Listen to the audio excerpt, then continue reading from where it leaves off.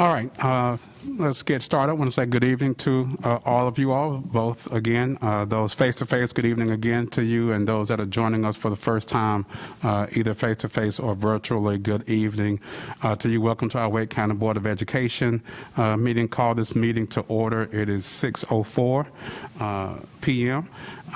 We do have a quorum. I can say that visibly now, not have to do a roll call vote, I believe. We do have all 8 members here physically, and we have Ms. Vice Chair Roxy Cash, who is with us virtually as she is out of town on some family event at this time. So again, we do have a quorum. If you all would stand with me and join me in the reciting of the Pledge of Allegiance. Pledge allegiance to the flag of the United States of America and to the republic for which it stands, one nation under God, indivisible, with liberty and justice for all.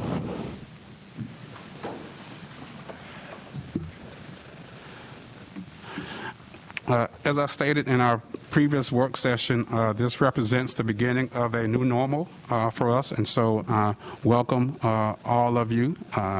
Just to familiarize everyone with sort of where we are in this first new face-to-face meeting, we are limited to 25 people in our boardroom this evening. So we have all 8 board members, superintendent and our general counsel, along with our chief of staff and other key central office personnel that help our meetings run smoothly, along with a limited amount of media and 5 members of the public that are here with us and participating in the meeting. And we will also have some additional members of the public that will come in and out to provide public comment. So for those that are viewing virtually, just to give you a sense of what our room looks like at this point, as we are all socially distanced across the room, wearing masks, and everyone having gone through temperature checks and the like coming in. So thank you all for being a part of this meeting. Thank you all for adhering to our policies and respecting our wishes to wear a mask and keep everyone safe and healthy. We certainly appreciate that. Moving into our agenda, we'll start with our information items and begin with our superintendent's comments. Superintendent Moore. Good evening. First, I'd like to congratulate Stephanie Veeder, a preschool social worker in the Office of Early Learning, who has been named the 2020-2021 Wake County Public School System Social Worker of the Year. Ms. Veeder has been in her role for 10 years and serves as part of a 3-person team in the Office of Early Learning. Together, they support families of preschoolers throughout the district as they navigate the special education or Title I process, helping them access school and community resources. They also support preschool assessment teams throughout the county and serve as McKinney-Vento liaisons. Mrs. Veeder has also partnered with the Green Chair Project to create the Sweeter Dreams program with the goal of providing beds to any WCPSS student who may have been sleeping on the floor, couch, or with siblings so that they can get a better night's sleep and be better prepared to learn the next morning. To date, they have provided more than 3,500 beds to students of all ages. She also works with Note in the Pocket, a local nonprofit that provides clothing and shoes to low-income students. Mrs. Veeder says, at the Office of Early Learning, we are the first door to a family's long relationship with WCPSS. And I believe we need to welcome our preschoolers and their families with open arms to help them feel they belong and are appreciated. If we can do that at age 3, the foundation is set for a positive relationship with all of our schools moving forward. My thanks to Mrs. Veeder and all our inspiring social workers who go the extra mile to meet the needs of their students and families. I'd also like to congratulate Aaron Steele, who was recently named the 2020-2021 North Carolina Art Education Association Secondary Teacher of the Year. Mr. Steele, who is also a WCPSS Teacher of the Year semifinalist, is in his 13th year of teaching and 6th year at Knightdale High School as a visual arts teacher. He believes teachers should show students how their abilities can shape the world around them, and that great teaching means thinking beyond the classroom walls. He put that belief into practice last year with a large-scale project involving all of his visual arts students. They planned and designed a mural called Equity and Equality in America to be painted on the school's outdoor basketball courts. Students individually designed a concept for the mural, then collaborated to decide on the final design.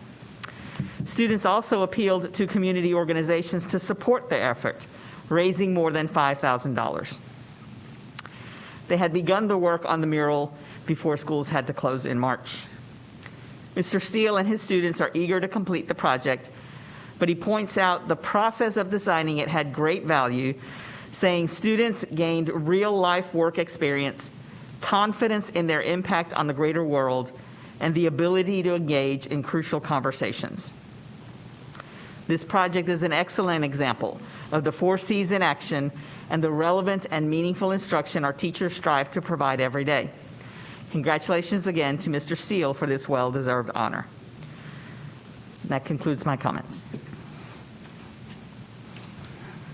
Thank you, Superintendent Moore, for those comments. I'll just provide some brief comments, as I've had an opportunity to provide a good bit of commentary already this afternoon. So I'll just add that last Friday, a couple of Fridays ago, I had the opportunity to participate in our Principal of the Year, Assistant Principal of the Year interviews. This is where I joined with other principals, teachers, and other staff in the district to interview our 5 finalists for both Principal of the Year and Assistant Principal of the Year. And I just want to share with you that we are in good hands. It was an awesome opportunity to really get an in-depth look at not just what our principals do, but some of the talent, the skills that they bring to these positions, and certainly can see why that they are competing for the top spot in terms of administration here in our district. So I want to just thank the 10 of those finalists that participated in the team. I'm sorry I don't have the list of all 10, but you've heard them read at a previous meeting, but just wanted to really give kudos and shout to all 10 finalists. Thank you for all that you do. I know that there can only be one winner at each level, but I think all of them were fantastic representatives of their school communities, and as I said before, we are in great hands. So with that, I will go to Vice Chair Cash with comments, and we'll go around and hear from each board member. Vice Chair Cash, are you ready? Yeah, thank you. Can you hear me? Yes, we can. Okay, thank you. Thank you again, Chair Sutton and Superintendent Moore and staff for allowing me to be able to be in Ohio today. I'm really glad we're in person board meetings again, and I am happy to be in Ohio to greet my new grandson, Henry. So he was born this morning, so I would be there if I was not here, of course. So thank you for that. And I also do want to give, I think you mentioned Superintendent Moore. I want to give a shout out to the Sweeter Dreams Bed Program. I had an opportunity to do some work with some of the PTAs getting bedding for that. Those 3,500 beds that went to children of families was amazing, and I don't even know how they got it done, but that was a great project. I'm looking forward to the meeting tonight. Thank you. Thank you, Vice Chair Cash. I'll start to my left this evening. Mrs. Scott. Thank you, and good evening to everybody. Last week, I was thankful to participate in a planning committee focus group in the town of Zebulon. They are growing by leaps and bounds, and as I've said, very much I appreciate the relationship and the importance of having a relationship with our municipalities. They invited all of the schools, leadership from the schools in the area, and also Dr. Betty Parker and Marcella Rory were there as well, and just sharing information. And it was a very great conversation to be able to hear what goes on in our schools, how they are able to absorb growth, challenges that we have in expanding to absorb growth. So it was just a really great conversation, and I hope that we continue to have more conversations like that with our municipalities, because they are amazing partners for our schools. As we are looking ready to open, I appreciate that the work that nonprofits have done, like you mentioned, with delivering beds to families who need them. The Northeast Backpack Buddies is ready to go and to serve, Backpack Buddies throughout the county, I'm sure, are all ready to go to serve our students in the way that they can, acknowledging the work that our CNS has been doing to provide meals for students already. And so I'm really looking forward to that. And I do want to also offer an additional congratulations to Mr. Steele on his award. I had the pleasure of meeting him for the first time face-to-face right before the impact of COVID. Nightdale High School had their curriculum night towards the end of February, and I just was congratulating him, on being a top 10 finalist for Teacher of the Year. And I'm not quoting him exactly, so my apologies for this, but he said to me, I'm doing this for all Eastern teachers, so everyone can know how hard we work and how much we care and how much talent there is in Eastern Wake. And that just struck me. He is such a selfless person, and I think that is exactly what we see throughout Wake County, and certainly I've seen that in the visits to Eastern Wake. And those conclude my comments for the evening. It's nice to see everyone. All right, I'll stay at the table, Mr. Haggerty, and then we'll go out into the gallery, so to speak. There you go. I think I'm going to hold my tongue tonight. Thank you, Mr. Sutton. Okay. Thank you. So we'll start with the table. Mr. Fletcher, and just go down the row. I've got a slight emergency I just need to attend to just for a second. So if you all would just go ahead with the comments, and I'll be right back. Thank you, Mr. Sutton. We are all receiving a lot of input from parents and teachers through email primarily. I want to say I appreciate that, and I have let you know that I read every email, but the volume is such that I'm not able to respond individually to each email. They have been informative, and I appreciate people taking the time to share their thoughts. As we inch toward reopening school for face-to-face learning, and we share the challenges and the process of phasing in process, I appreciate the community seeking to understand, as well as the board continuing to seek to understand the perspectives of our community. So thank you, and that's to conclude my comments this evening. I'll keep us going. It's really good to be with you all tonight. It's good to see you and be in this space, and I appreciate the work that had to go in to make us be able to reopen our board meetings to in-person. And it is an altered school board meeting, just as our schools will be altered when we reopen them, and our students and our staff will, I appreciate seeing the videos that the system is putting out so that students and staff will know what to expect, because we need to alter our expectations, because everything is altered in our current world right now, and we've done these changes in order to stay safe and to keep each other safe. So I'm and want us to embrace that culture, certainly. But I think, as Chair Sutton said in the work session, our work's not done. We need to be working on clear plans for both the reopening plans that we have dates for, and those that at the high school level, what work needs to be done to get co-curricular activities going again. I was glad to see the arts schedule being put online, so that the phase-in continues, and I think the phasing in is the responsible, safe, healthy way for us to get our students back and our staff back in front of each other, just as we're back in front of each other tonight. So I also want to echo Mr. Fletcher's gratitude to the community for the feedback. We are still receiving a lot of feedback from parents, from staff, from community members, and that feedback's conflicting. and contradictory toward amongst each other. So we have to also recognize that we're doing the best we can to consolidate our thoughts around conflicting and detailed feedback. And it's a big lift, but I have trust in this board and the student superintendent's leadership team. So thank you for all the work that's going into our continued work together. Good evening. I'd like to begin, as I try to always do, by saying thank you. Thank you to the teachers and staff in our schools who are working very hard. Thank you for the students who are working hard. Thank you to the parents who are helping their students work hard. Particularly at this time, we hear a lot of discussion about reopening schools, and I want to make sure we all recognize that schools have been open since the beginning of school. And I know that every educator and every student feels like they have very much been open. We haven't been in person. So we're really talking about a transition. We're not talking about reopening. We have been open. We stay open. Thank you for that work. It is very hard work. During this time,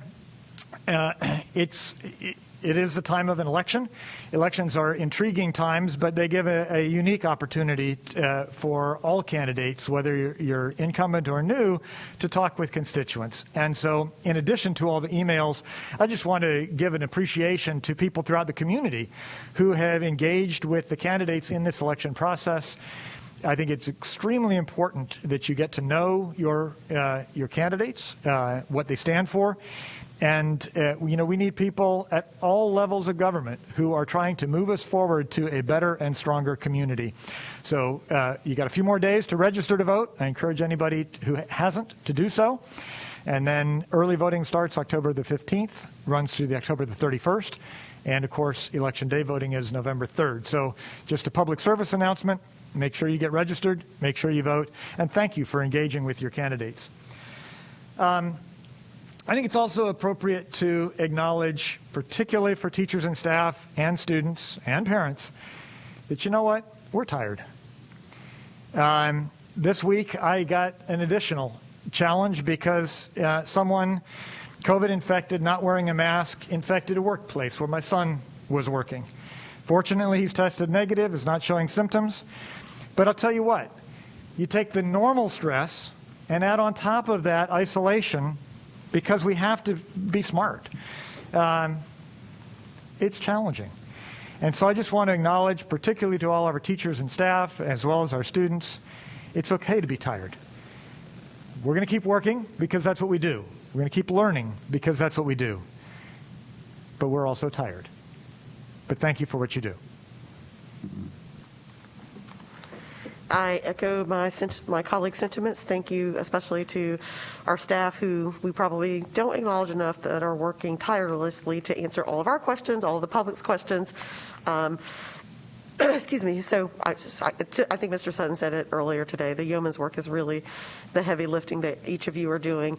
And that includes our teachers who have been constantly doing the heavy lifting since August 17th of the opening of schools, while also trying to determine what the transition is going to look like and feel like. And the community has been, I would say, very helpful, not just through the email feedbacks, but I did a Facebook Live. It was actually a platform I've never done.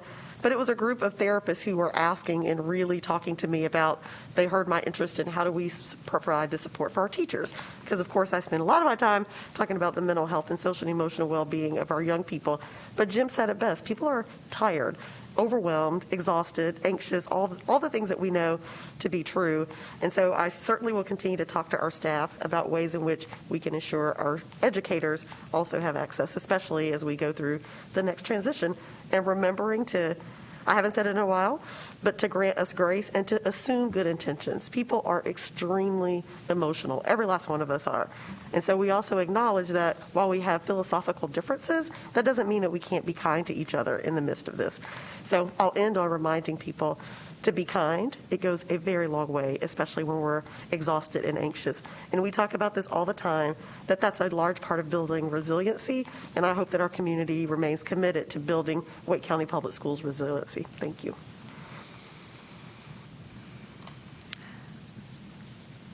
These past few weeks have been difficult, I think tired, a need for a reminder of kindness, hearing from multiple members of our community having differences of opinion, reading through emails, and making sure that we are able to do our best with the information that we are given and balance all of the information that we're hearing from our constituents.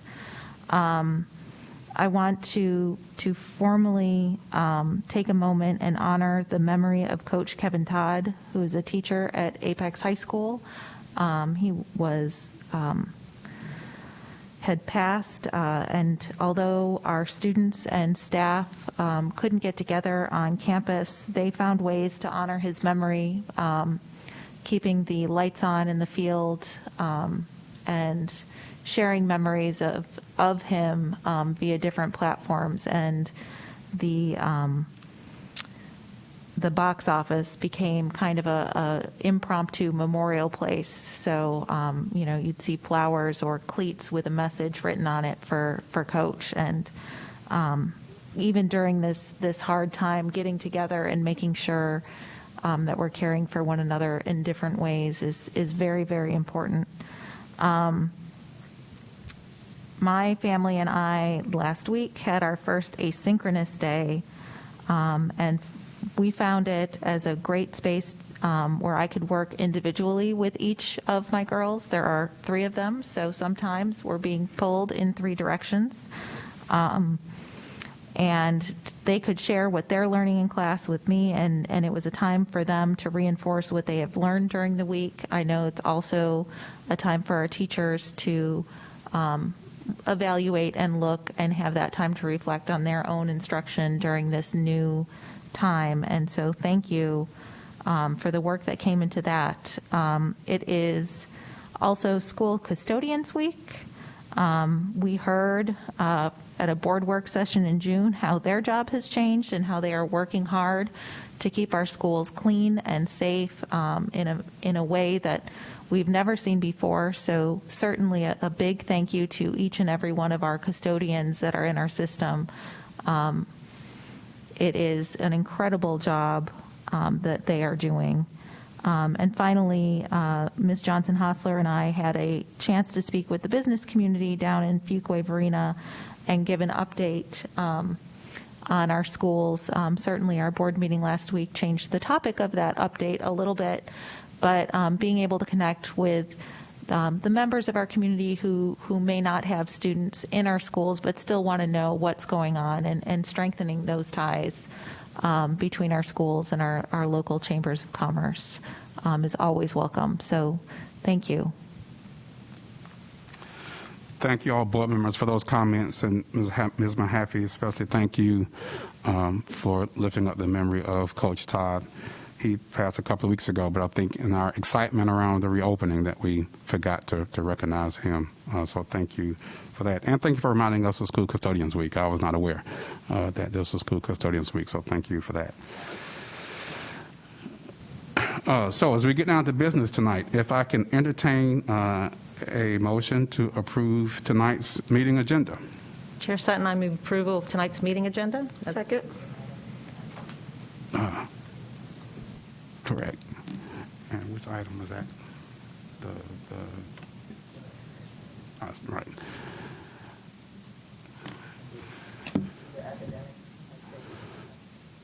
So before I entertain that motion, I'm sorry.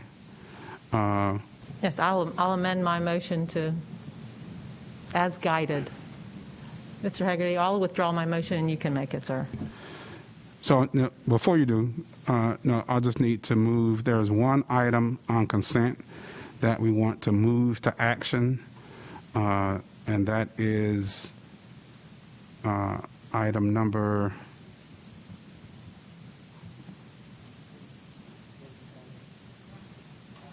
I believe it's item 5A. 5A, the Istation contract for professional development. We're moving that item to the action item. And so with that amendment, if I can entertain a motion to approve the amended agenda for tonight's meeting.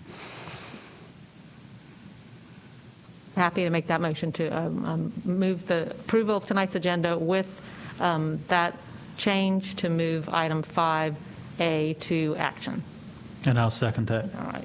And Got a thanks to motion? Ms. Kushner for the amendment. Thank you, Mr. Hagerty. Got a motion and a second to approve tonight's amended agenda. All those in favor, show by a sign of aye. Aye. Any opposed, nay. Ayes have it, and that includes Ms. Cash, who is virtual. Gotcha, Roxy. Yeah, thanks. That's a roll call. That's all right. That's good. Okay, so tonight's agenda is approved. Thank you for that. And sorry for leaving that item off. That takes us to our public comment. So again, let me just again say a little bit about public comment tonight. And as we are into this new normal and new face-to-face meeting, we're doing a little different tonight. So please extend us a bit of, as Ms. Johnson-Hostler said, grant us some grace, and please assume good intentions as we try to move through this smoothly. So tonight, as I mentioned, we have 5 members of the public that are here. We also have additional guests that are here for public comment. The board has decided to allow for 10 public comment speakers to participate in tonight's meeting. 5 of those are here in the room with us. Again, we're limited to 5 members of the public.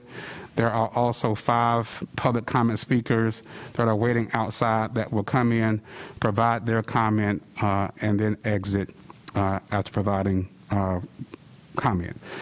First, we'll list provide the names of those who have submitted written comments. As I have done in the past, we'll read those names and their topics. Then we will move to our actual speakers who are present with us. As we have done in previous fashion, the podium for speakers is here to the right. The same time limit is recognized. The buzzer and all is still there, the microphone. So I think all of you all have been before us in the past at some point or another, so you're familiar with our procedures. And so we will move in that part. The following citizens have submitted comments as part of our public comment portion of this evening's agenda. Their comments are linked on the same online agenda we are using for tonight's meeting. That agenda, as well as guidelines for those wishing to submit comments for future virtual meetings, can be found at the school district's website, wcpss.net, under the tab labeled School Board. We have written comments from 17 members of the public. The topics and speakers whose comments are attached to this agenda are as follows: Gina Lawrence and Amy Smith on returning high school students, Marcus Peterson on high school teachers in classrooms, Lisa Marie Hobb on virtual learning for high school students, Adrian Brewer on transition B timing, Francis Cottle on school reopening, Jessica Coley, keep schools closed, Beth Braswell, SROs, Mariah Williams, SROs and administrators, principals, judgment call, Shirley Tang, parents' concerns addressed in BO Board of Education election candidate questionnaire and defective and misleading questions in SRO survey, Anil Daswani, practical solution to reopening schools, Greg Smeller, PC-19 NCAA eligibility, L'Oreal Kincaid, WCPSS staff, EDU Twitter accounts, Nina Benson, COGAT testing and Iowa IQ testing, Barry Jobert, nominations of Principal and Assistant Principal of the Year, and Charlotte Humphreys, Principal Survey Results, Student Focus Group. Those are the written comments from members of the public.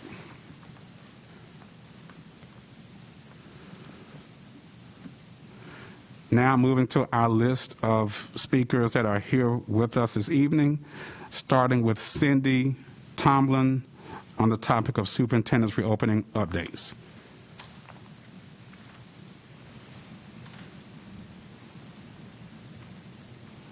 Ms. Thompson, if you'll come to the podium there. Good evening. I would like to begin by voicing my concern that you have not decided to return high school students under Plan B for this semester. What I heard last week is that this isn't feasible because students weren't properly scheduled across the cohorts to balance the classes. So let's be clear about this. It's not that social distancing is not possible in high schools. It's that the scheduling wasn't done properly to maintain it. There are 3 months to correct the schedule for high schoolers so they can attend under Plan B for the second semester. Please remember that that second semester starts on January 4th for some students. There's plenty of time to adjust these schedules, and that cannot be an excuse 3 months from now. I also wanted to address the Leadership Academy's return to school. I thought at the end of the meeting last week that staff would be coming back with a recommendation for these alternative calendar schools. I'm kind of disappointed not to see that. Plan B for middle school students for these schools, it started 2 weeks earlier. So in order to have all 3 cohorts rotate through twice before exam week, you would need to start on October 25th along with the elementary school students. With y'all starting on November 9th, most of the students in these schools will only have 4 days of in-class this semester. Additionally, these schools contain grades 6 through 12. My 8th grade son has 2 classes with 9th graders. Part of the reasoning for not bringing high schools back 1 grade at a time is because of mixed classes. That same thing applies to these schools. At Wake Young Men's Leadership Academy, Plan B students, there are 156 students in grades 6 through 12. If you brought those back on a Plan B, rotating 3-week cohorts, only 52 students would be in the entire school across 2 campuses. So St. Augustine students are in person at St. Augustine's taking their college classes. So basically, you've got 6 through 8 in school, you've got 11 and 12 in school, and you've left out 9 and 10. So I would like to make an argument for bringing this entire school back on a Plan B. I also just wanted to mention that just in general, I feel like the year-round alternative calendar schools are kind of an afterthought left out. You make all the plans for everybody else, and then you just kind of make them fit into these calendars. I wish in the planning that these schools would be given the same full consideration, full debate, and really thought about. I guess that's about all I have for right now. It's just, you need to get these kids back in school. They're suffering. Kids with ADHD, I see my kids struggling. They were all A and B students, and they're not doing it. Thanks.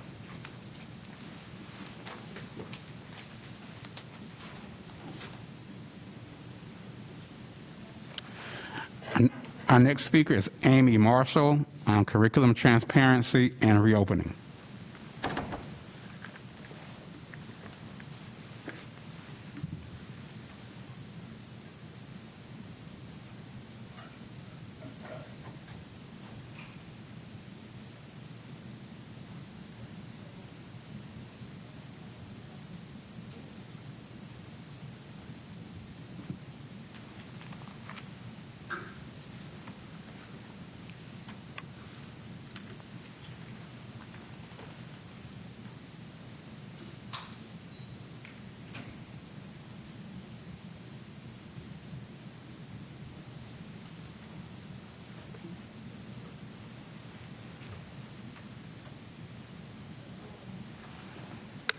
Amy Marshall is our next speaker.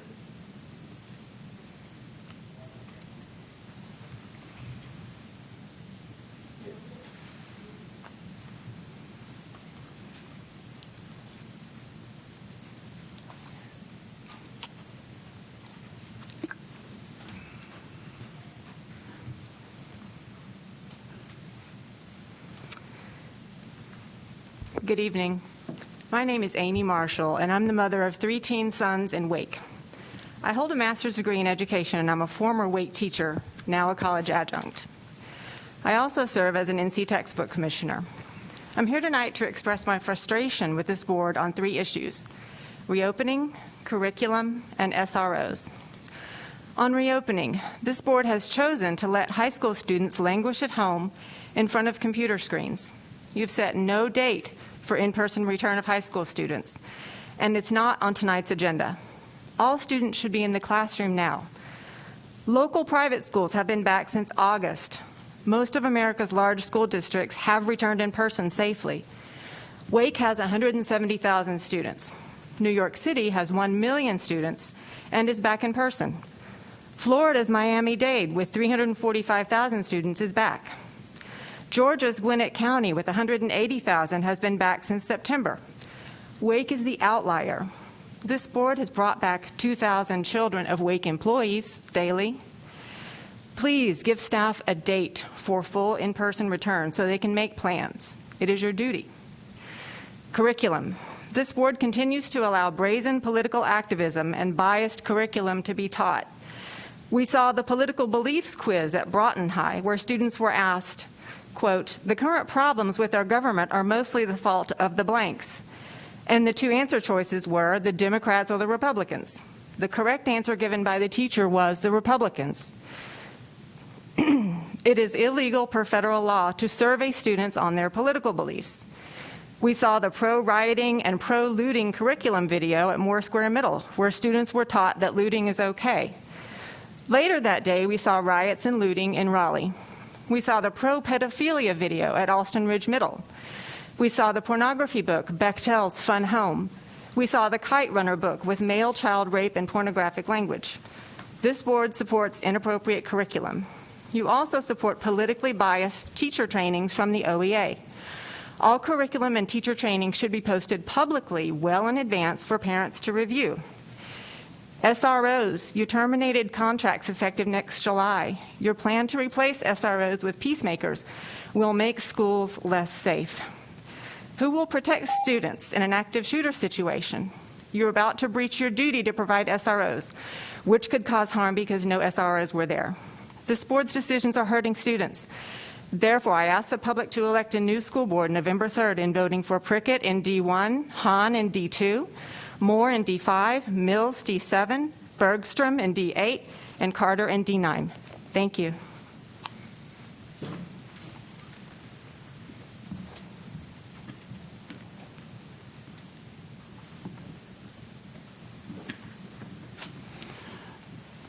Our next speaker is Jill Bates on the topic of school reopening.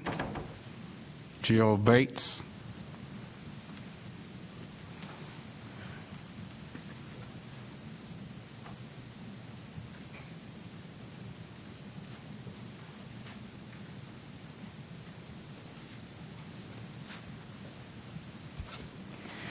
Good evening. Thank you so much for the opportunity to speak with you tonight.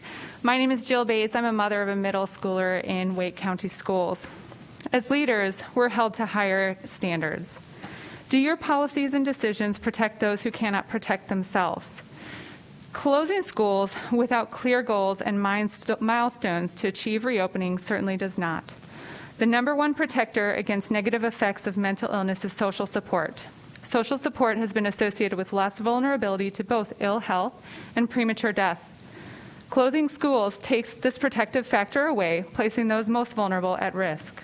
A 2018 Department of Health and Human Services report found that teachers and other educational staff were responsible for more than 1/5 of all reported child abuse cases, more than any other category of reporter.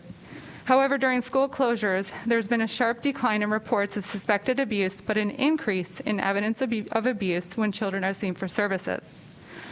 Single-parent homes are being decimated by school closures, with 23% of kids having one parent and single moms being at greatest risk.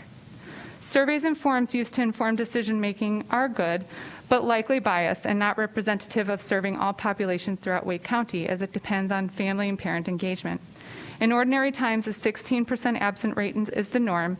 This past spring, some counties reported approximately 40% of students did not even log into the classroom. And children with IEP and 504 plans, which were created for in-school teaching, are not being accommodated as they should in the virtual environment, because there's really no way to fully accommodate many of these plans in the virtual environment. And not accommodating a disability is not lawful. and that is a potential risk in the virtual learning environment. In their hearts, I believe teachers want their kids in the classroom because they can see the detrimental effects remote learning has on their education caused by schools being closed. In this environment, teacher workloads have tripled.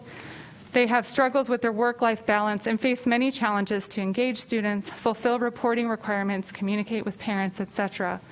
This has concerning long-term effects for retention of teacher talent. We must take care of our teachers, both their safety and their well-being, right now. Schools need to reopen. We need to formulate a strategy that protects our most vulnerable populations, and a one-size-fits-all virtual classroom is not the answer. Safe return to the classroom is important. Thank you so much for your attention. I appreciate it. Have a nice evening.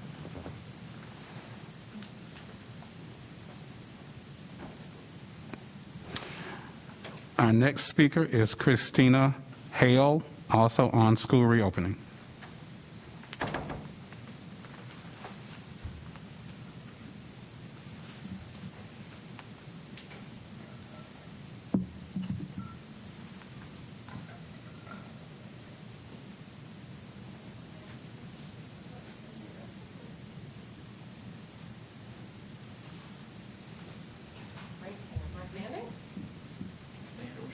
Tell me when I start. I was going to start. Great. Hi, I'm Christine Hale. I have an elementary and a high school student in Wake County. I'm extremely disappointed that as a Board of Education, you are not more solution-driven with our reopening plan for our children's education needs. If we're going with science and data, it's clear that we should be opening more aggressively. The North Carolina Department of Health and Human Services shows that Wake County, as of yesterday, only 2% of COVID deaths have happened under the age of 49. That is 7 total since April. 7. 68% of the deaths are over 75 years old. If I can find out this data, you guys can figure it out too. Please know that I take this virus very seriously, but with these numbers, we can reopen safely and more efficiently for our children's sake. Comparing overnight camps to opening schools is like comparing apples and oranges. The metrics are not the same. 300 plus children in overnight camps for a week is not how we run a school. What we should be using is real-time data from other North Carolina school districts that are open. That would be an actual comparable metric. We have many counties around us that open on time with A-B rotations. Harnett, Brunswick, Pitt, Onslow, Davidson, and Person, just to name a few. There are more. That means A group goes Monday, Tuesday. They clean the school Wednesday. B group goes Thursday, Friday. This makes for a much smoother transition back to in-person learning. Many of these schools are phasing back in full-time right now, as of the 5th. We have many, these plans are working, so why isn't Wake County taking the same approach? The data shows that we absolutely can. Approximately 60% of Wake County parents did not choose virtual learning. This means the majority of the parents you represent in Wake County have not had an acceptable choice for returning to school. 1 week on, 2 weeks virtual is not the best choice. The parents who want virtual learning already have a choice. The parents who want to return in-person learning deserve better from you. We should be also planning for high school reentry. Every meeting should be about getting our kids back into school. Nothing should be more important to the Board of Education than education. High school students are at higher risk of suicide, drug overdose, alcohol abuse, depression, and anxiety. We should be focused on a solution. 40% of property taxes from Wake County residents goes to Wake County Public Schools. Our tax dollars pay for our buildings and our teachers. We as North Carolinians have a constitutional right to an education. And I quote, "The people have a right to the privilege of education, and it is the duty of the state to guard and maintain that right." You as the Board of Education can edit the reentry plan. You should be supporting every child to the fullest of your ability. You need to start making more productive decisions for all of our children getting back to in-person school. Thank you.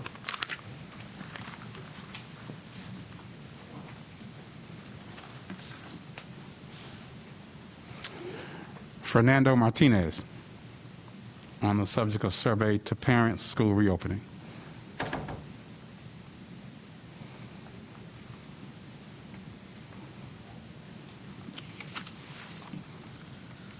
Good afternoon, Superintendent Moore, board members. Fernando Martinez, Education Justice Alliance. I'm going to speak on school reopening, but first I want to recognize that we as advocates not often recognize the intentionality and the work that you put in place in order to consult with experts. So I do appreciate that you are consulting with experts when it comes to school reopening. We do appreciate that you believe in science, and do appreciate that when you decide to open the schools, you consult with teachers and you consult with people that are directly affected, and you open it in a safe, very safe and way, and taking all the precautions that needs to be taken. Also want to appreciate, I don't have too much time, but I also want to appreciate the communication plan, more specifically what you guys are doing to make sure that the parents who haven't updated their phone number or email do it. I know we have several families that in the spring were not contacted, and you're still working on that. I appreciate that. I appreciate the education messenger. However, I want to speak a little bit more on that when it comes to the school resource officer survey, because it's not working. But before I do that, I want to say that you do have a long problem with transparency, and I want you to address that. I want you to pay attention to that. Number one, when it comes to the policy subcommittee, I do appreciate that you guys are approving some policies because it's an urgent and we are in the middle of a global pandemic. But you are waiving second reading, and we, community and advocates, are already left out of the process of providing feedback on policies, and this is a very dangerous practice to continue on that path. I really want you to think about how you're going to make sure that parents and families provide feedback on policy. And I've been noticing that you guys rush to approve it on first reading, and that's really dangerous. And then the second thing is around the SRO, and I was speaking earlier about the school messenger, because our parents, including the Spanish-speaking parents, have received this email about the survey, but actually only the link to the community is in the email, and actually say that the survey was sent through the education messenger, but people haven't signed up for the education messenger. So we don't have access to that. We don't have access to the survey, and I don't know if you're planning on sending it again. And in the last 25 seconds, because Mr. Bloomberg is going to get mad at me. So I want you to recall the survey. There's serious problems with the survey.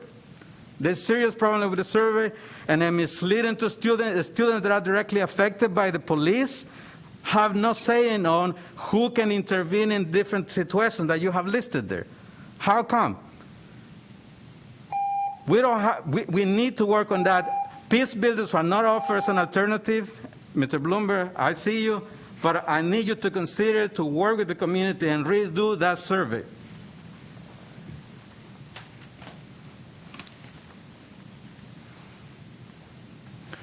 Carrie Bly.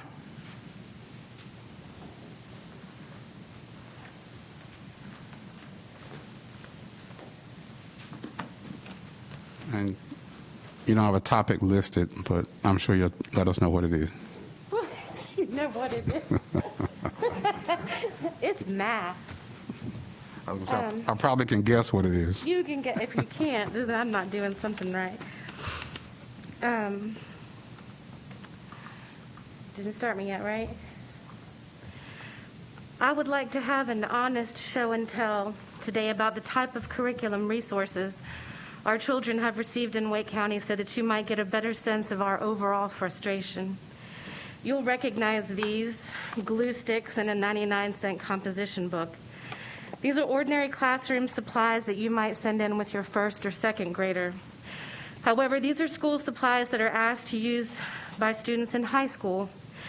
This is my son's world history book. This was the only way of delivering knowledge to students in Wake County in honors world history last year. Whenever I hear talk about a generation of kids that are educated about the world that don't even know what the Holocaust is, I often now think that perhaps they just didn't glue that page in properly. The saddest part is that this is one of the best resources our children have ever been given. We are beyond grateful for this. I'm using this as a visual symbol of just how low our curricular standards may seem to be coming down collectively, all of us, because take a very good look. This is not college and career ready. Is this the best that we can provide to teachers and students? because my husband and I wrestle with that question every day. So when you hand our children these MVP and Open Up resource workbooks that contain absolutely no tangible, useful math content, and then ask our children who are struggling to watch hours upon hours of videos to make up for those math concepts and complete homework, you ask us to accept these as a comprehensive math curriculum, and frankly, it still continues to be insulting and frustrating. It makes no good common sense whatsoever, because from our vantage point, these math workbooks provide less learning opportunities for our children than a 99-cent composition book, glue, and a devoted, educated, creative teacher could. If you want to make math fun, do it, go deeper, do more word problems. But give these kids the dignity of allowing them to see all the math they are supposed to learn in every given course. There's no reason that you cannot provide both types of resources. And I can't imagine that you think gluing the history of Martin Luther King and the Holocaust into a 99-cent composition book constitutes high-quality history curriculum, no more than we believe these workbooks filled with only questions and no real math content is providing our children with a well-rounded math foundation. Please stop overlooking the fact that a grotesquely large number of your students require outside math tutoring just to get by in these courses. This is not a COVID problem. This is not a teacher problem. And no matter when you decide to open up school full time, we want to make sure that these students, that our children, will have reasonable math resources. We believe in you. I did good, right?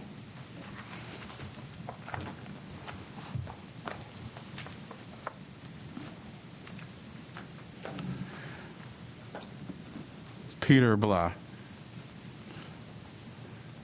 MVP Math, Open Up Resources Curriculums. So I'd also like to take a second just to say I really appreciate the amount of effort and work that you guys are doing to open our schools safely for everyone involved, for the children, for the parents, for the faculty, for the teachers, for everyone. I do think that you need to hear that as well. Simon Sinek says, if your actions inspire others to dream more, learn more, do more, and become more, you are a leader. I recently went through an interview process where I was asked a question that due to COVID, things are changing and we are trying to implement new strategies. And they asked me what my leadership style would be with my team trying to implement a new strategy. One of the first things that you need to do to be able to correctly or effectively implement a new strategy is you have to get everyone on board.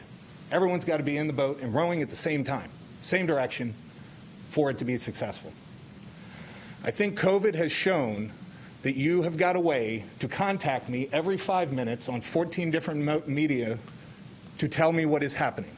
Yet when you were looking at new math curriculums to look at, I didn't get a contact. When you were looking at reassignment plans, I didn't get a contact. I'm looking, if you want us to be on board and to be able to do all this, you have to get me involved early. You cannot do it after the fact. You can't hand me a resource and say, how do you like this? Second, once you have started your implementation process, for you to effectively be able to implement change, you have to listen to those on the ground level who are implementing it for you. They are the ones that will tell you what is working and what is not. You guys have talked about a whole lot of stuff going on here with emails from parents and things that are happening. You have over 3,000 comments that were made on the last MVP Math survey that have been dismissed, or at least from our view, it's been dismissed. These are people telling you what is not working with the program. You don't have to change it just because a few people say so, but if there are that many people telling you something is wrong, you have to address what it is to figure out how you make the tweaks to make it better. As my wife said, there's no reason we can't have both a math curriculum that gives our kids the foundation and the ability for them to think outside of the box with the MVP program. Finally, I think the biggest point in the quote that I read was the word inspire.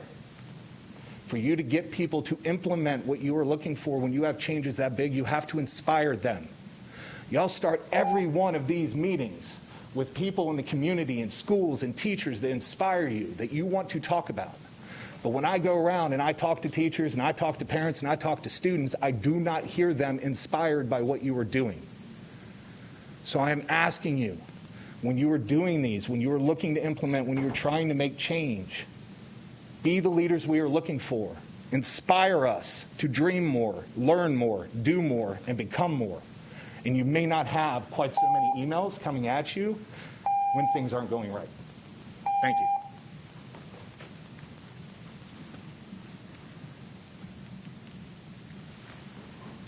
Steve Bergstrom on parental engagement.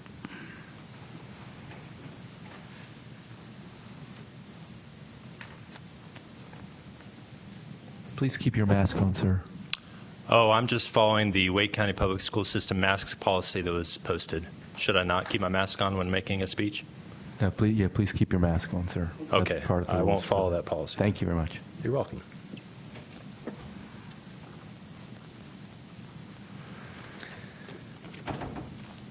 My name is Steve Bergstrom. I'm not here as a candidate, but as a father of children who are in the Wake County Public School System. But I'm also here as an advocate for families whose voices are not being heard. Mr. Martin, I respectfully disagree. Schools are not reopened right now.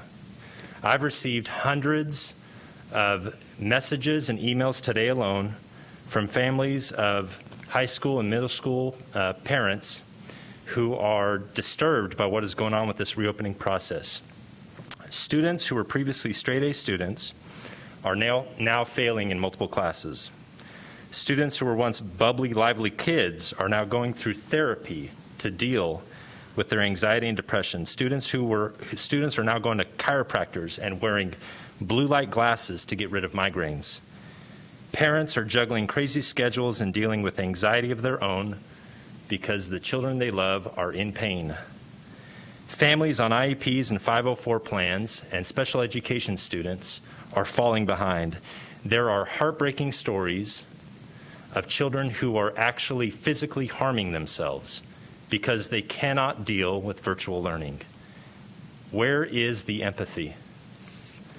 There are schools around North Carolina and school districts across the nation, much larger than ours, who are safely and effectively reopening for all ages. Instead of following their example, you're telling Wake County families that you know better. The NCAE recently, the Wake County NCAA leader, Kristen Beller, said that they are developing plans to get around the district's vote to reopen. I am asking you, please, stop making decisions based on pressure from a union or whatever they are to put their interests first above families. Your plan shows a disregard for families that want a choice to return and can do so. In their words, you are closing your heart, your ears, and your eyes to the real issues all around you. You do it in favor of what they can only assume is an attempt to appease a teacher union while hoping to not upset too many parents at the same time.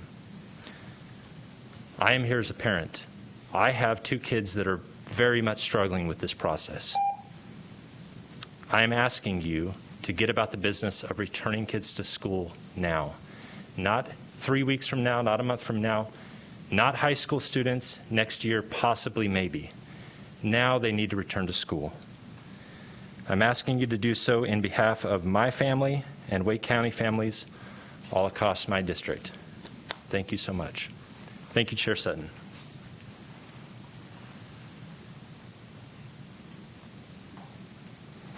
Sean Pollins on school reopening. Good evening, ladies and germs. And I do mean germs because y'all haven't cleaned this desk off not one time in between speakers. I'd like to thank this entire board for agreeing to meet in person. During a time when movie theaters and theaters are closed and or viewed as unsafe indoor activities, it is wonderful to know that this board thought the people of Wake County would enjoy a bit of political theater tonight. Just like our brave president, Donald Trump, it is important that we have leaders like you to show us all that COVID-19 is nothing to fear. Since we are engaging in theater here today, I have decided to bring snacks. And no, my weight ain't got nothing to do with these M&Ms being missing. Okay, I got my snacks. Theater and snacks go hand in hand. Anyway, since it's perfectly fine for children to eat and drink in my mother's classroom, she's 65, I'm sure that none of you will have a problem as I remove my mask now to eat some of these snacks. Please return my mask on. Oh, that's what I thought. Why? I mean, I have been sneezing a lot lately, but I'm sure that's just allergies. I mean, I haven't been tested for COVID or anything, but you did just screen me at the door, right? And those tests are always 100% accurate. So it must be safe for me to take my mask off and eat here. Why can't I? After all, if it's safe for our teachers and students, it must be safe here in this setting. LOLJK, I wrote that. I know it's not safe, do you? Teachers want their students back more than anyone, but their classrooms are tiny. This meeting is in a much larger space than any teacher's classroom. And a classroom will likely have more students in it, sitting more closely together, changing classrooms throughout the day, and eating and laughing with one another. And it will be flu season. Are flu shots going to be mandatory? I would hope so, since your colleague died of the flu just 2 years ago. I wonder what she would say to you all today if she hadn't died from the much less contagious, much less deadly flu. I truly hate bringing up her death. But the ghost of my 3 dead family members who died of COVID, they asked me to mention it today. And it's not just my family members' ghosts on whose behalf I speak. I also speak for the ghosts of many dead teachers and staff members. This past weekend, a 3rd grade teacher named Julie Davis died in Stanley County, North Carolina. Her family said she contracted COVID at school, but the interim superintendent denies that fact and released a statement saying that students absolutely loved being taught by Miss Davis. Her personality was infectious. Is this what we have to look forward to in the coming months from Wake County? How will each of you respond to the death of a student or staff member? Have you thought of that yet? I have. For me, the terms depraved heart and criminally negligent homicide come to mind. I literally decided not to run for school board this year because I thought it would be unsafe and unfair. I'll finish in a moment, sir. Because I thought it would be unsafe and unfair to force you, Roxy Cash, into a campaign during these unprecedented times. I'm sorry, your time. Roxy, I don't want you to have to risk your life just to keep your job. I never imagined that my concern for your life would leave me powerless to protect my own family. I'm leaving. Thank you, sir.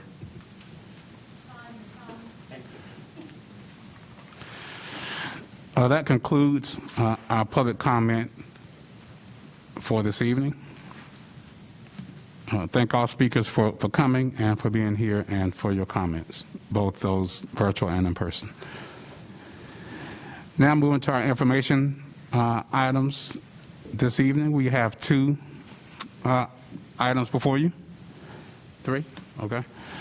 One of those we'll start with our Indigenous Peoples Day proclamation. Indigenous Peoples Day is a holiday that municipalities and cities throughout the United States celebrate to honor Native American peoples and commemorate their histories and cultures. It is celebrated on the 2nd Monday in October. The Wake County Board of Education, with support from the Wake County Indian Education Parent Committee, officially recognizes Monday, October 12th, as Indigenous Peoples Day in Wake County schools via proclamation. I will read that proclamation at this time.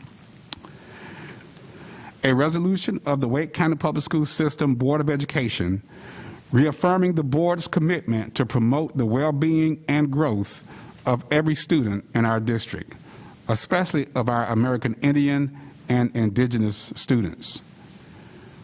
Whereas the board recognizes that American Indians who have inhabited this continent since long before their first contact with English settlers shared their knowledge of the land and its resources and have continued to play a vital role in the development of the local communities, the state of North Carolina, and the nation. And whereas North Carolina is home to more than 122,000 American Indians and has 8 historic tribes. And whereas, as of the 2019-20 school year, nearly 400 Wake County Public School System students identified themselves as American Indian. And whereas, the board values the many contributions made to our community through Indigenous peoples' knowledge, labor, technology, science, philosophy, arts, and the deep cultural contribution that has substantially shaped the character of Wake County. And whereas, despite this, there are disparities in the fair treatment of our American Indian tribes and insufficient acknowledgement of the historic destruction of our indigenous cultures. Whereas the board seeks to combat prejudice and eliminate discrimination and to promote awareness, understanding, and good relations among indigenous peoples and all other segments of our school district.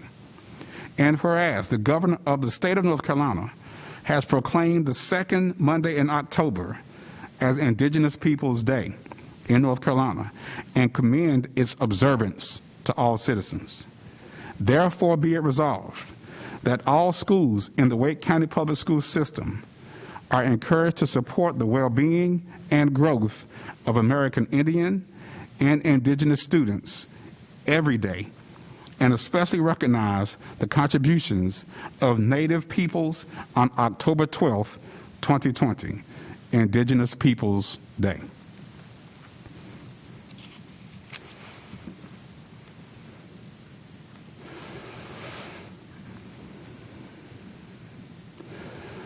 That is the resolution of this board, and I will take just a moment to allow any comments by board members in support of that if you so wish.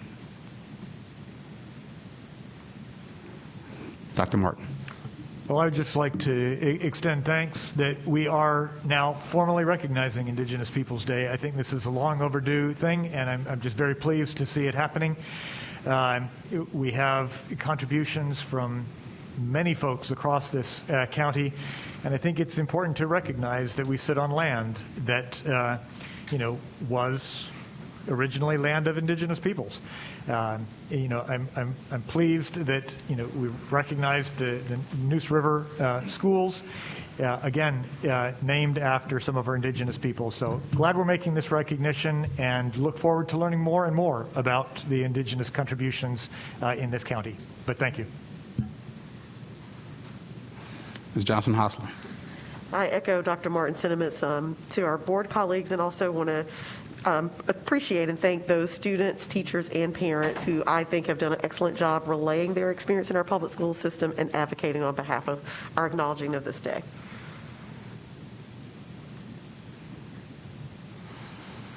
All right. Thank you for those comments. Our next item on the information agenda is the reopenings update from Superintendent Moore.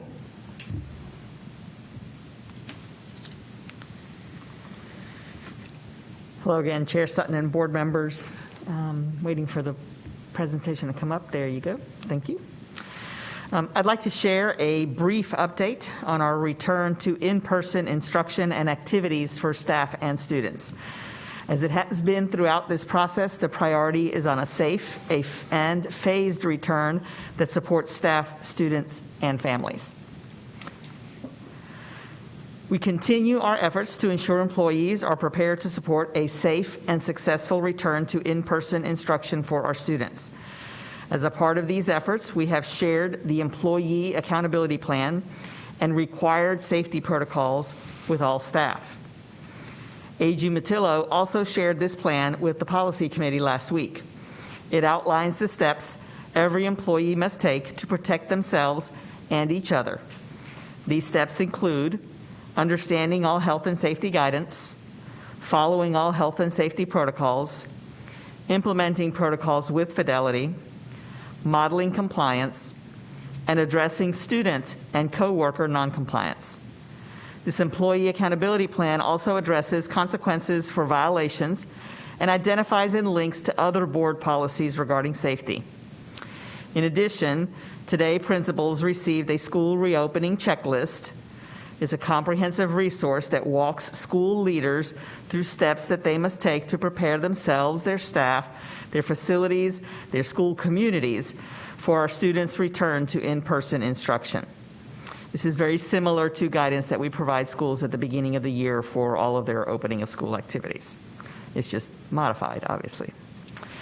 It includes links to all guidance to support principals in planning for arrival, dismissal, recess, food service, class transitions, setting up a care center, and many other new processes and protocols that will be critical for a safe return to our schools.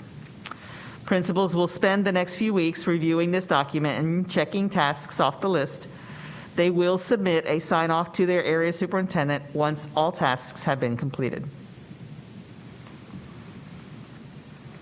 Also, in preparation for our students' return to our school buildings, we have shared with all staff the expectation that all employees without an approved accommodation or job modification request to telework are expected to report to their school sites no later than October 19th. This provides time for all schools to practice health and safety protocols, complete all the tasks needed to prepare for students' return.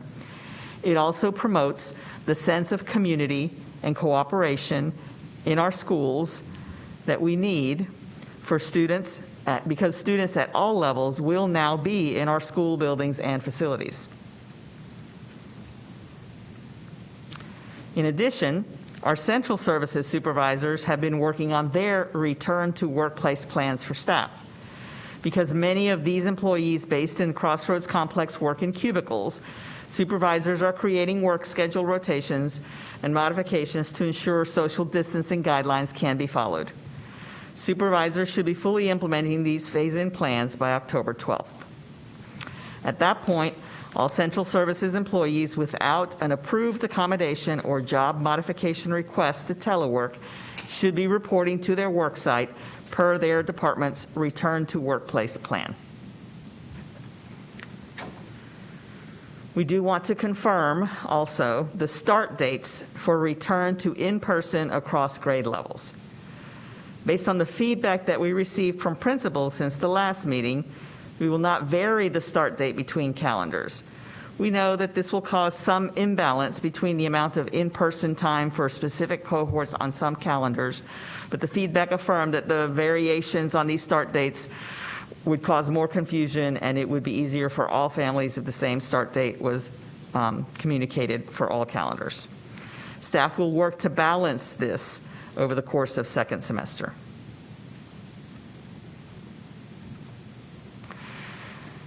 So here's a visual. Staff and board have received some parent questions about whether or not grades 4, 5, and grades 6, 7, 8 siblings would be on the same rotation.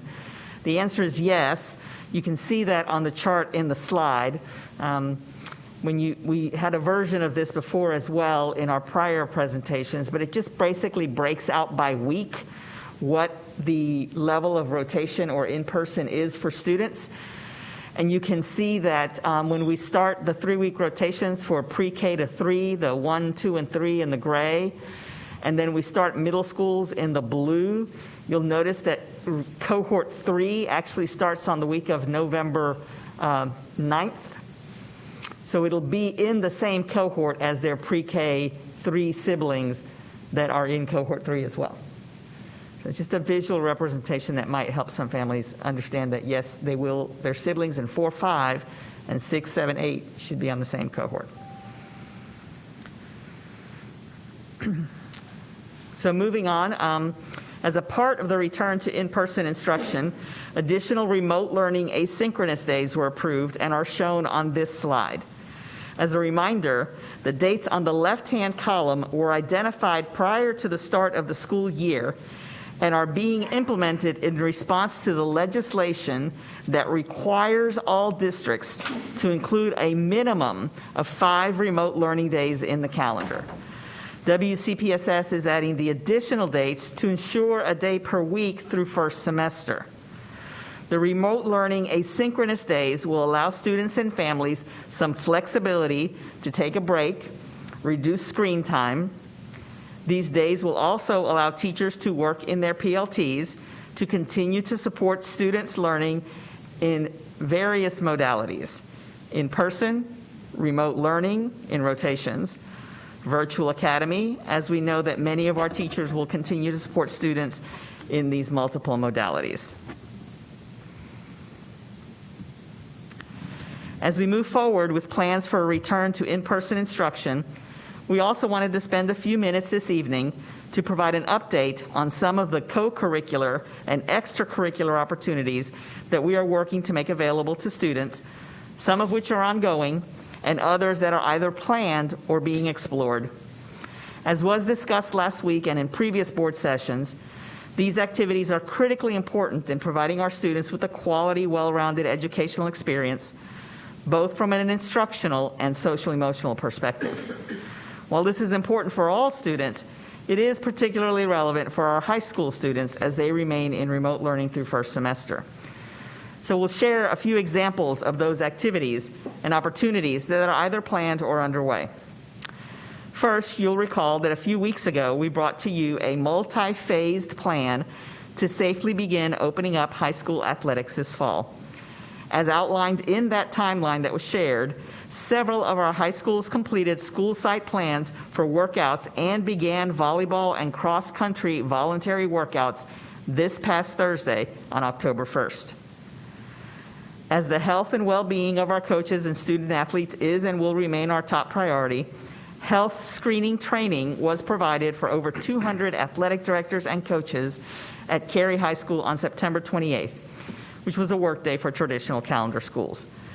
The training provided a model of how the required screenings and protocols are to be completed. Initial feedback from the schools that started on October 1st has been very positive. The screenings are going well. Student athletes and coaches understand and are following guidelines. Other schools plan to begin workouts the week of October 5th, while the remaining schools are using the week of October 5th to practice the screening processes and develop school site plans or finalize their school site plans for workouts. Looking at our timeline, the next sports that will have the option of beginning voluntary workouts will be swimming, basketball, and cheerleading, each of which can begin on October 19th. So needless to say, we are excited and we continue phasing in these important opportunities for our high school students in the coming weeks. Beyond athletics, we also wanted to update you on our plans to begin providing some limited in-person opportunities within the arts. Again, keeping in mind that health and well-being is the top priority as these plans and protocols are developed and implemented. Just as a reminder, and as you probably already know, the arts are core subjects in the Federal Elementary and Secondary Education Act and the North Carolina Basic Education Program. As such, arts education is included as a core subject that every child in North Carolina should learn as part of a balanced curriculum. We, of course, recognize and value the critical importance of arts education and strive to continue these activities to the degree possible while adhering to federal, state, and local health guidelines. Arts education activities must follow all WCPSS health guidelines. As of this week, comprehensive return to classroom guidance is being provided across all levels. The guidance includes information on best practices for health and safety, cleaning, face covering, social distancing, etc., curriculum, and procedures for rehearsals, all of which was gathered and synthesized from national and state arts organizations over a 4-month period. Like so many other areas of our operations right now, this work involved input and feedback from multiple central services departments and multiple school-based staff. In addition to the return to classroom guidance, information is also being provided on after-school rehearsals, including appropriate COVID screening procedures, developed in close consultation with Kelly Creech and our Health Services Department. After-school rehearsals for 2 arts activities will be permitted per day. Among other supports, Freddie Lee Heath and his team will be working with schools to identify exemplar rotation schedules for schools as they develop and implement their own after-school specific rehearsal schedules. This will include examples for band, dance, chorus, drama, and others. Additionally, a district-wide health screening training that will include competency checks has been scheduled for October 23rd. We'll have 25 groups of 10 for a total of 250 WCPSS arts teachers that will be trained just on that day. Just one more important note on this.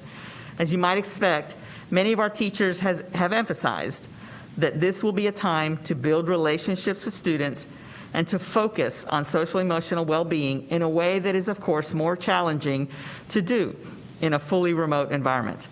I'll also add that these opportunities are not intended for course grading purposes for students who can or cannot participate.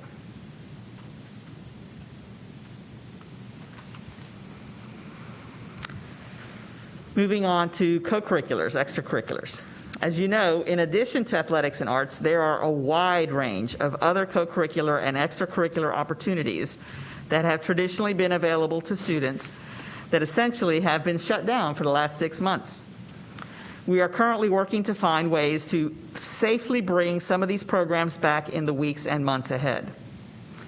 Again, these guidelines are finalized in the near future, and like the other areas that we've mentioned, any in-person co-curricular activities that are made available will also follow WCPSS health guidelines. Some examples of activities in this category may include student clubs or other student organization membership meetings, in-person instruction or practices outside of the school day. These may include courses and programs where instruction is directly linked to state standards and typically required for the mastery of course standards, skills development, or credential attainment. Examples might include programs like firefighter technology, emergency medical training, automotive technology, JROTC. Another area that we'll be exploring is the potential for some in-person academic support tutoring sessions, perhaps focusing on students that need additional supports or who are struggling in a fully online or blended learning environment. And then finally, the guidance that's being developed may also include some of those other after-school activities or events that may be unique to an individual school or program.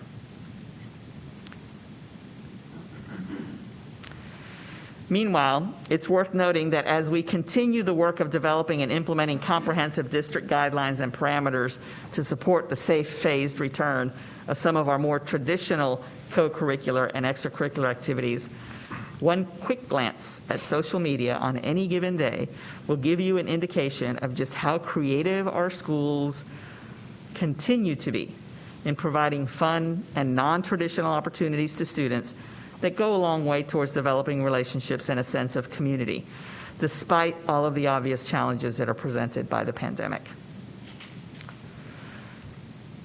That concludes my information item for this evening. I am sure you have questions or comments. And we got lots of folks standing by as well. So, thank you, Superintendent Moore, for that reopening update. Any board member questions? Mr. Haggerty. Yes, sir, Mr. Sutton. Is Dr. Matillo available? He is. I'm sure he is. One of the questions that we had been asking about were, one of the questions was about accommodations and job modifications. And I know that you've had many requests on those, but I also know that there are a lot of people that are depending upon the results of those requests. Could you give us an update on where your office is right now in handling and processing those requests? Yes, sir, of course. Thanks for the question, Mr. Haggerty. First, want to acknowledge that we still do have some teachers awaiting those responses. We have received literally thousands of accommodation requests that staff have been feverishly reviewing, trying to get back with employees. We had every hope that we would be able to get them all done by Monday. We fell short of that and now expect to be able to have them done by Wednesday. We do have the majority done. I think by Monday we had about 85% reviewed and communicated, but we will continue to work through the rest and have worked and talked with and emailed with a lot of employees in the last few days, and I recognize that that has caused additional uncertainty for them. I acknowledge that. I regret that and apologize for that, but we are going through it as quickly and thoroughly as possible to be able to get those decisions to employees. Thank you, Dr. Matillo. And as far as the process, can you just explain a little bit more about, your office's role versus the administrator at each school? Sure. I mean, HR does review and officially approve, deny those requests sometimes, but it is an HR function. While we may get some input from the schools, we are handling the review of all of those requests. And oftentimes, it is a back and forth with the employee. If it were just employee requests and we say yes or no, we could get through that process pretty quickly. But, by the nature of the process, it is an interactive process back and forth with the employee that HR goes through. And that does take some time sometimes. And so if people have further questions about requests that they've put in, should they communicate with your office or someone else? Yes, sir. HR is great. They can communicate with me directly. Like I said, I've fielded many of them over the past couple of days, and will continue to do so as they come in. All right. Thank you. Yes, sir. Mrs. Mahaffey. Thank you, Chair Sutton. I have a question about communication as we go through these rotations. Is there a way that we can reach families via school messenger? First of all, the question being, how will families know what cohort their child is in? And I guess I'll let that one get answered first. So principals, and anybody, if anybody else has better information, they can jump in behind me, but principals should have their cohorts ready. They were working on them at the beginning of the school year and then making changes. It was actually transportation who assigned the cohorts first. And then the principals worked with transportation to make changes, to make sure they were balanced, that siblings were together, that sort of thing. So I'm sure they're looking at them now that, after Virtual Academy enrollment was completely done, and any new students that may have come in, just to make sure that everything is ready. And I'm not sure if there's a timeline for them to push that out. That may be something that somebody else may have information about, but I know that they've got it, and it'll be school-based in terms of the notification that comes to families about which cohort their children are in. Does anybody else have anything more? Kathy, I can tell you that a form information was sent out to principals last week, and the communication should be sent to K-8 parents no later than tomorrow. That is the plan, and we provided principals with communication templates and also information about how to verify through PowerSchool that their cohorts were ready to go out. Okay, so that'll come through like school messenger or an email, or will we just have to be looking in home base or PowerSchool, or all of the above? What we had asked them to send out will be probably through school messenger. Okay.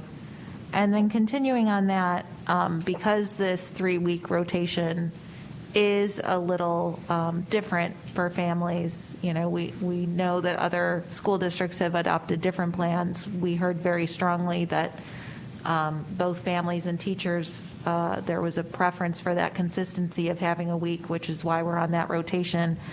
Will there be a push out to families on cohort 1, letting them know for the week, just a reminder it's remote learning this week, or just a reminder you're in building this week? Is that form of communication being discussed on how we're going to make sure that our families are staying with us as we move through this new phase?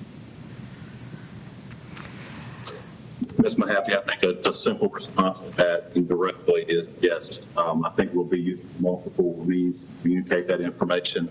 The week prior, to make sure all of our students know which cohort is coming up, in addition to the written and posted calendars and communications that are out there. And I think it's the same type of thing, that our AB Day schools have had to adjust to when making that transition over the years. So I think we'll be really intentional about making sure that we don't take for granted that everybody will go several button clicks potentially into the website to find the calendar, and both the schools and the district, I think it's safe to say we'll be communicating that. Even something like the holiday break right over Thanksgiving, it'll be important to make sure that we remind everybody the week before that everybody will be remote those 2 days and will be coming back in a rotation the week after. So I think the short answer is yes, and we'll use every means possible to communicate that information out.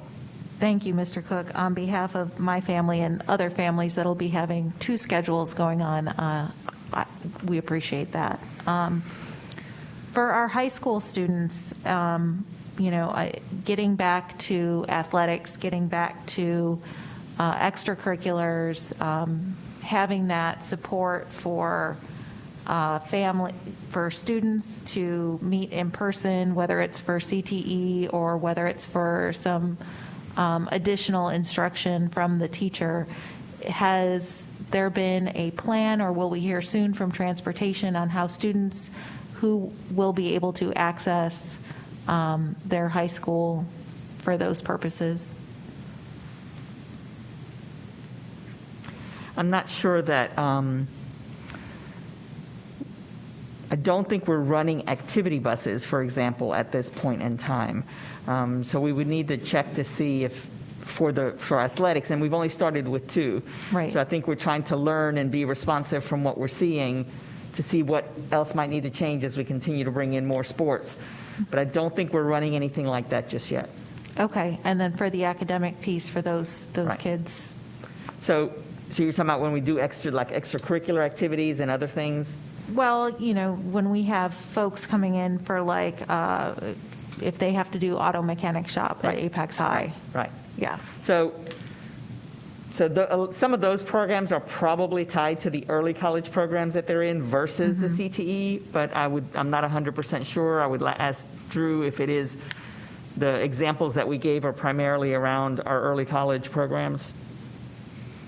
Because I don't think automotive. They are more in some cases, but I think there's some additional programming that we would like to see implemented across the district in our comprehensive traditional high schools as well. And so to answer your question, Ms. Mahaffey, kind of extend Ms. Moore's response, we have begun to have some conversations about the transportation piece. Obviously, the fact of the matter is, transportation is always a challenge when it comes to extracurricular activities, although when you have the students there, you've got half the formula, half the problem solved. It's a matter of getting those students home once they're at school. And so now we've got the double challenge of getting kids to the school and also back home. And so that is something that we have talked about and begun some planning around, and I expect we'll have some additional information on how we might be able to troubleshoot some of the transportation challenges that I think we can anticipate, both at the school level but also with district support. So more information to come on that. But we do acknowledge that is a key issue in making sure that there's equitable access to these programs. Thank you. I'm looking forward to that update. My final question is, I heard from one of our coaches that, many of our teachers assume coaching duties. We've worked hard on extra duty pay. Hearing that if a sport gets canceled, and I believe that would be through the High School Athletic Association, that they will not be receiving that extra duty pay. Can someone expand on that? I don't know if Mr. Coe is here. Well, I think that it's both HR and athletics. So Yes.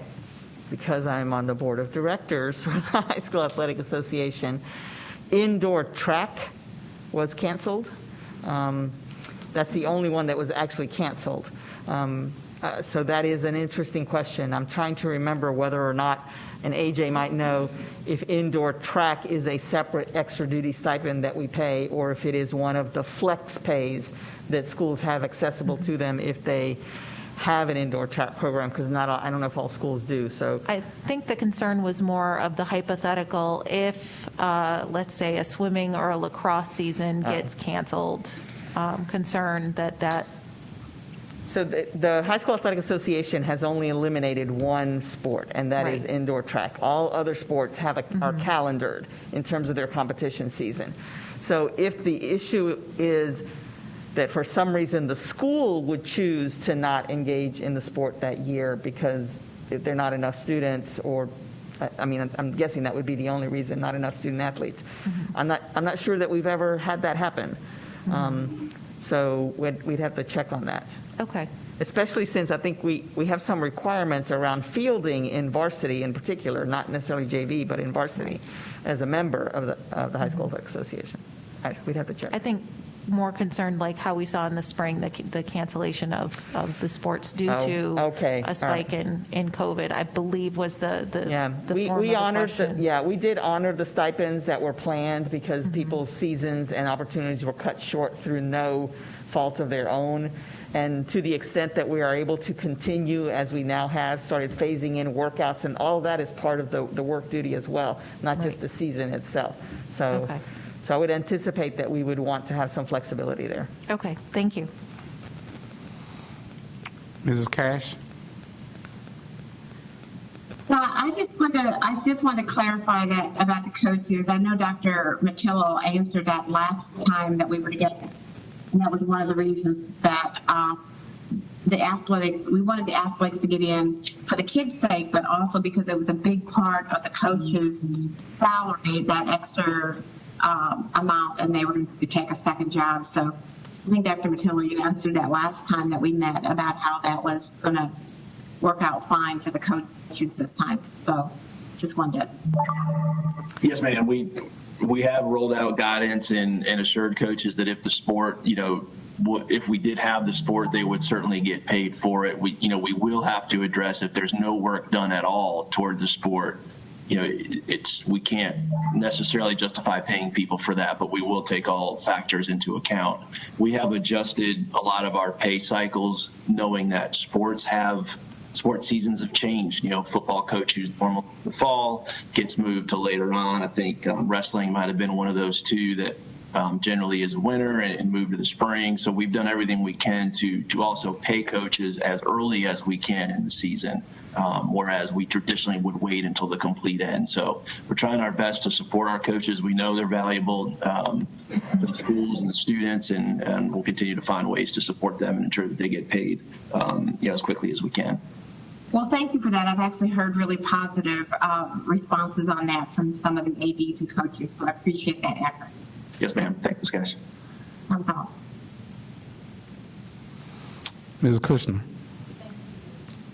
Thank you, Chair Sutton. And I just wanted to follow up, and I've sent this already to Superintendent Moore and to Dr. Matillo, but the October 19th report date for all staff, given that our high schools are remaining in remote, if you could flesh out again the thinking through, and some of it you already have reviewed as far as getting some of our extracurricular activities going, but if you could help me understand that date for high school faculty. Sure, and I'll let Dr. Matillo respond. Sure.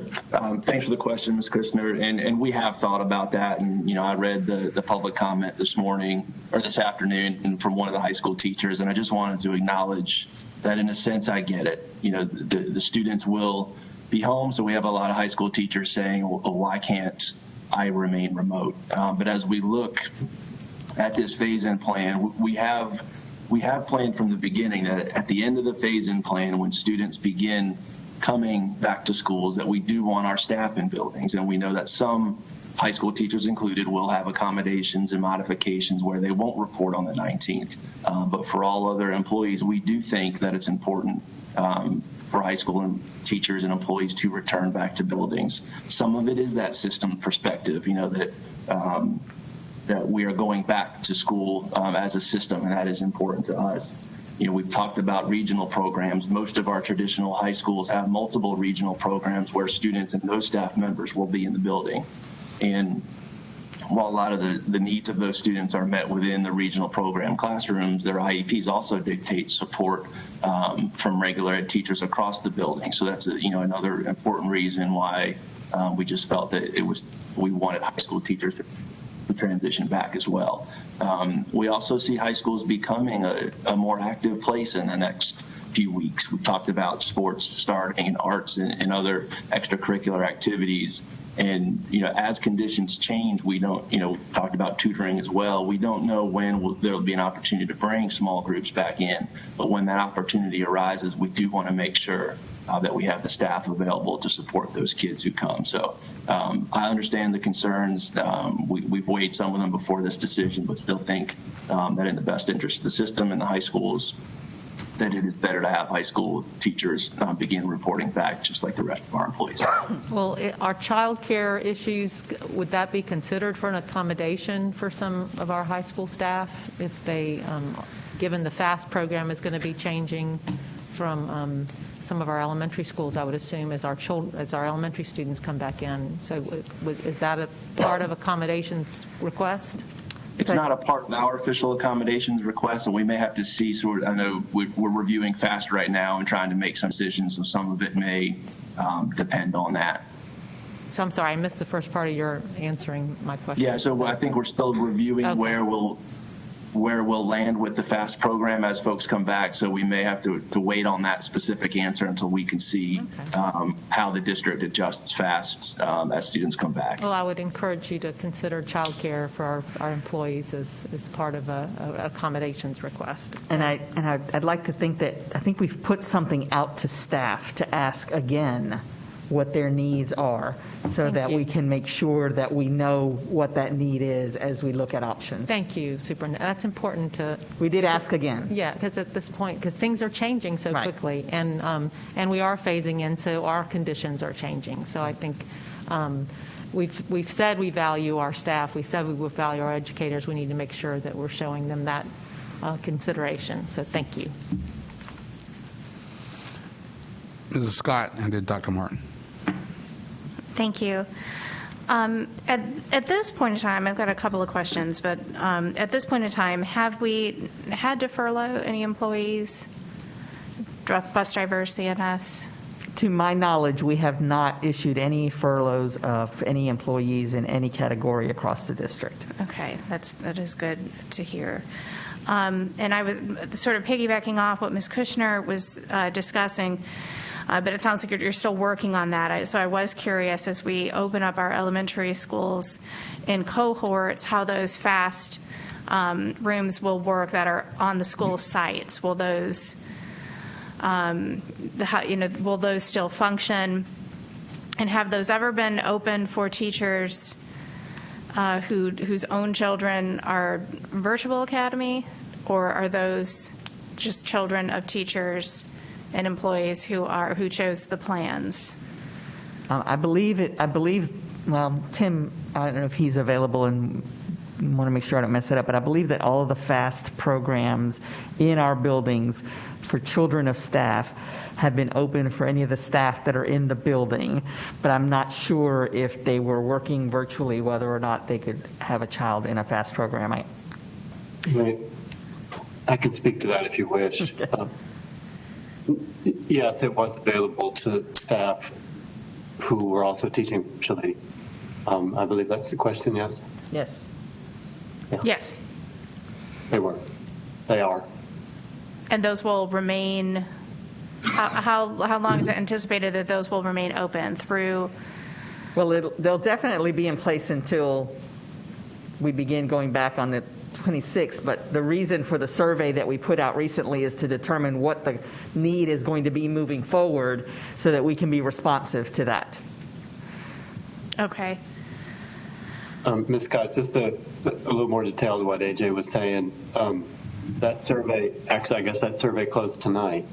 So we need to look at the demand and then measure that against the employees that are available, because obviously most of our CNS and transportation employees will be returning to their regular duties. And then, of course, we'll need to look at space because we're using the schools differently. So all of that has to happen this week. And then we'll have a better handle. But as of this evening, it's a little hard to wrap our hands around what those variables are. Thank you. I appreciate that.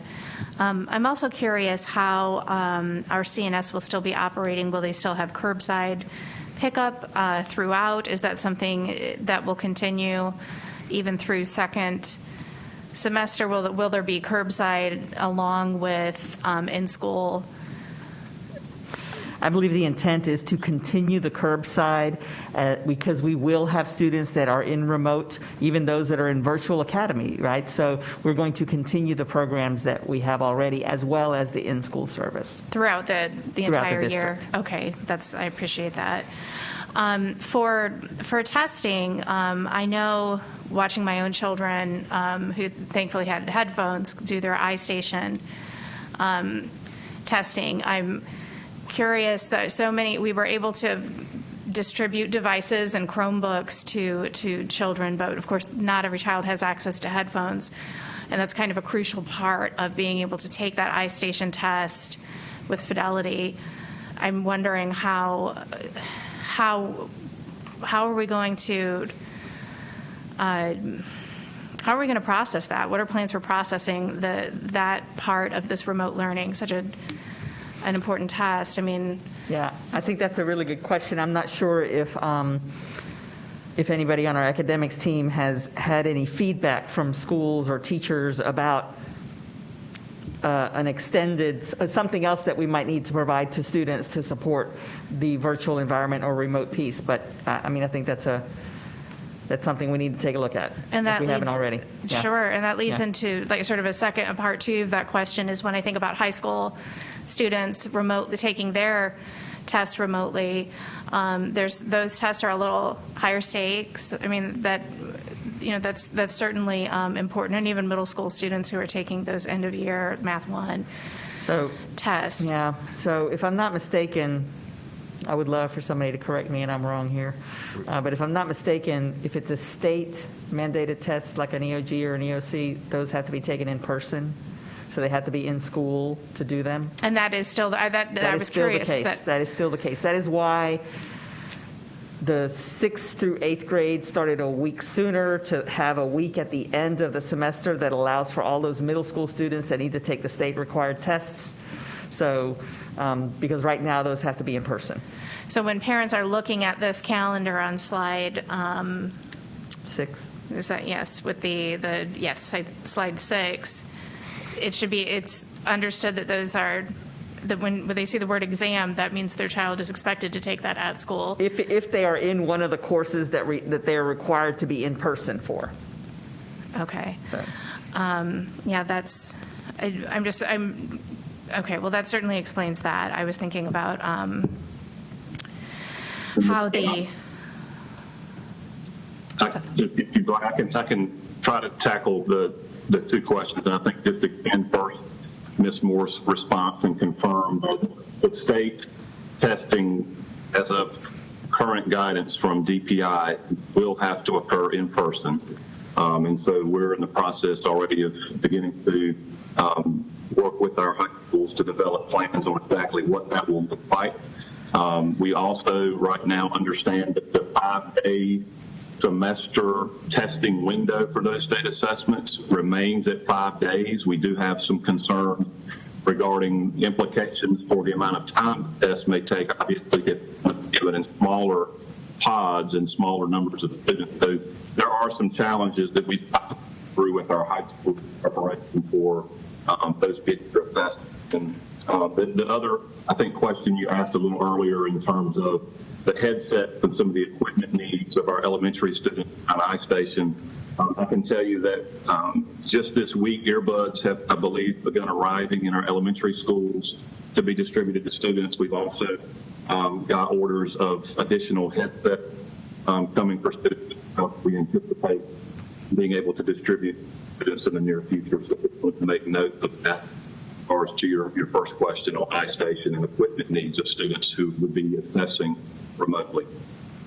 I appreciate that, Mr. Cook, because that even in non-COVID times, that was one of the sort of anecdotal feedback I heard about teachers who were facilitating Istation assessments within their classrooms, that it was just problematic for those reasons. Yep. And just as another quick update, since we have staff that are listening, sure, and so therefore texting, the state is looking at a longer makeup window to address issues that may happen within the 5-day testing window, but they've not changed the 5-day testing window. Okay, and I do want to acknowledge that is, that's such a challenge to be plan. I mean, just to plan for these tests alone, and also on top of that, asking principals to look at the classes assigned for second semester as we are working to phase in students at those grade levels.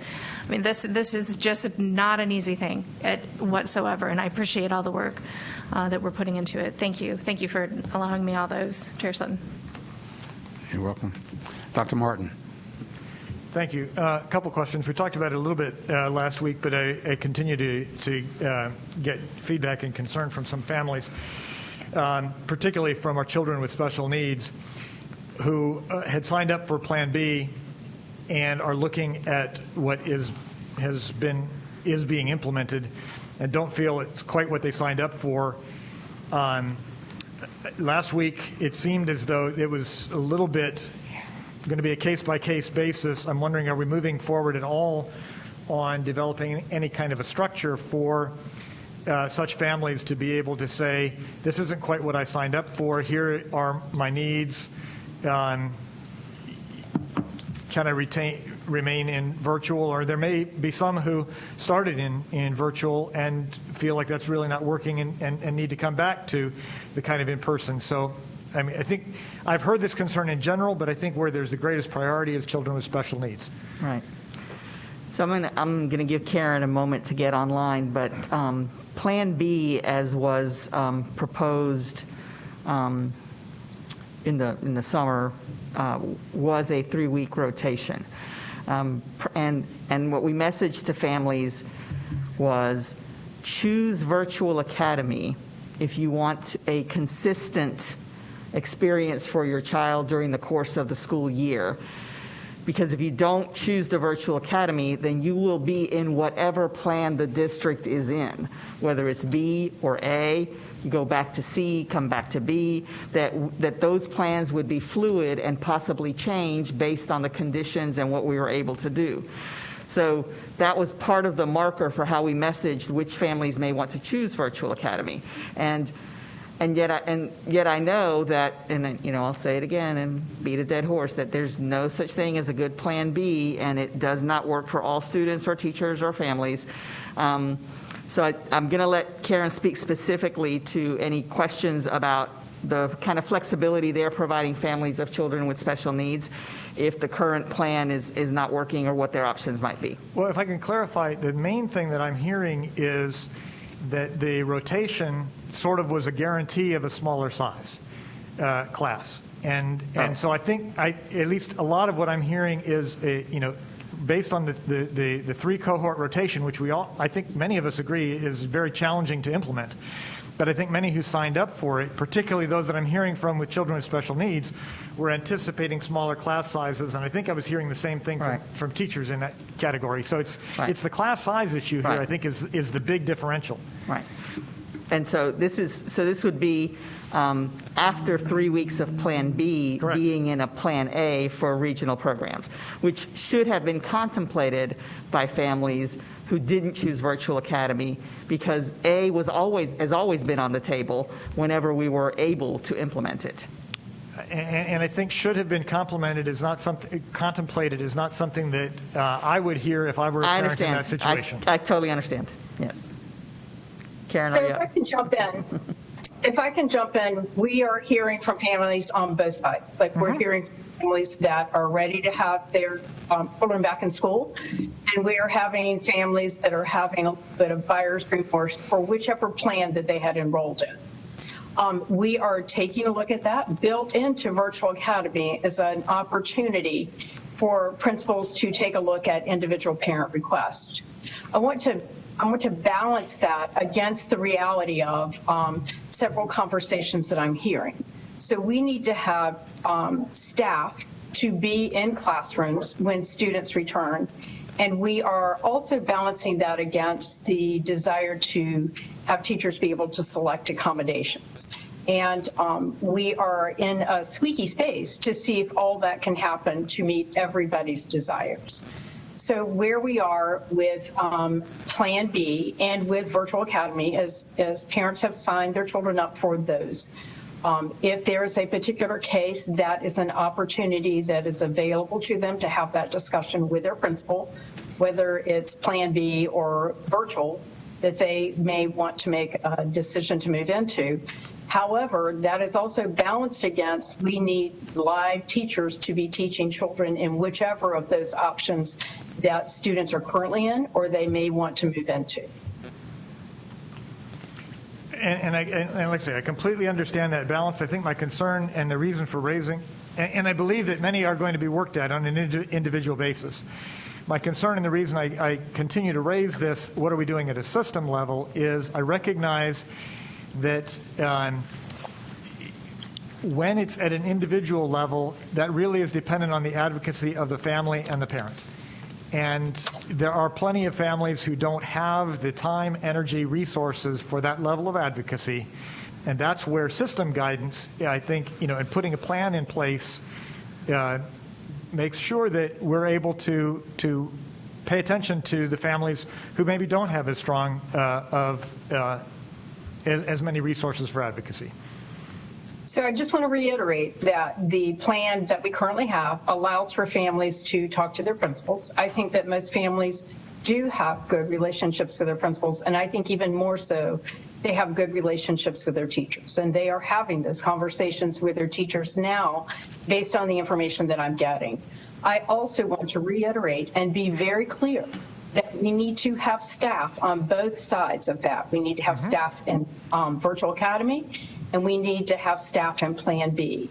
So that balance that we are seeking is to inform families, to remind them of the plans that they signed up for, to provide opportunities on the occasion where families may need to consider a switch for that, and to also provide for teachers in classrooms and teachers in Virtual Academy to provide sufficiency in where that staffing would lie.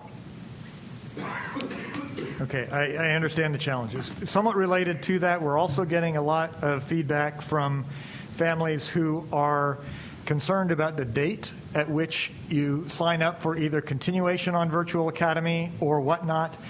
And at least what I am seeing in some of that feedback is concern about seeing what is the in-person rollout going to look like before making the decision, because I think what we're already seeing here, whether it's for our children with special needs or other families, people are wanting to know what it is they're signing up for. And so what are our thoughts about the dates? What we had said early on, I think, needs to be updated given the reality that we're currently living in. So I agree. What I've challenged my staff with as we talk about the window for making a decision for second semester around Virtual Academy or whatever plan the district is in is the minute you put any dates out there, a parent is going to say, well, how am I supposed to make a decision if I don't know what you're doing? That is correct. Those are like my exact words. And so we will be packaging that in our messaging probably at the next board meeting to let you know where we're headed. Go ahead and put something out there. I think I had told the board it's not going to be long before you hear from us around plans for second semester. We need to go ahead and get that out there. It is a crucial piece to parents being able to make decisions for themselves about what second semester will look like. So we will begin that discussion with some options and things for you to look at and provide feedback on at your next work session. Okay, I'll look forward to those updates. I think that's something that's quite important. My final question is related to, what kind of guidance are we providing to schools related to assigned duties? For example, I heard today from a specialist teacher who was concerned because at least the reason given to her was that she will have to be doing the health screenings because she does not have a homeroom. And I think, well, that's an issue that I raised early on. I don't believe our teachers should be doing those kind of health screenings. Our teachers should be teaching. But so there's a assigned duties issue here. There's also an equity across schools issue that I've somewhat raised before, because some of these decisions are school-based for the school administrator to decide you're going to do this versus you're going to do this.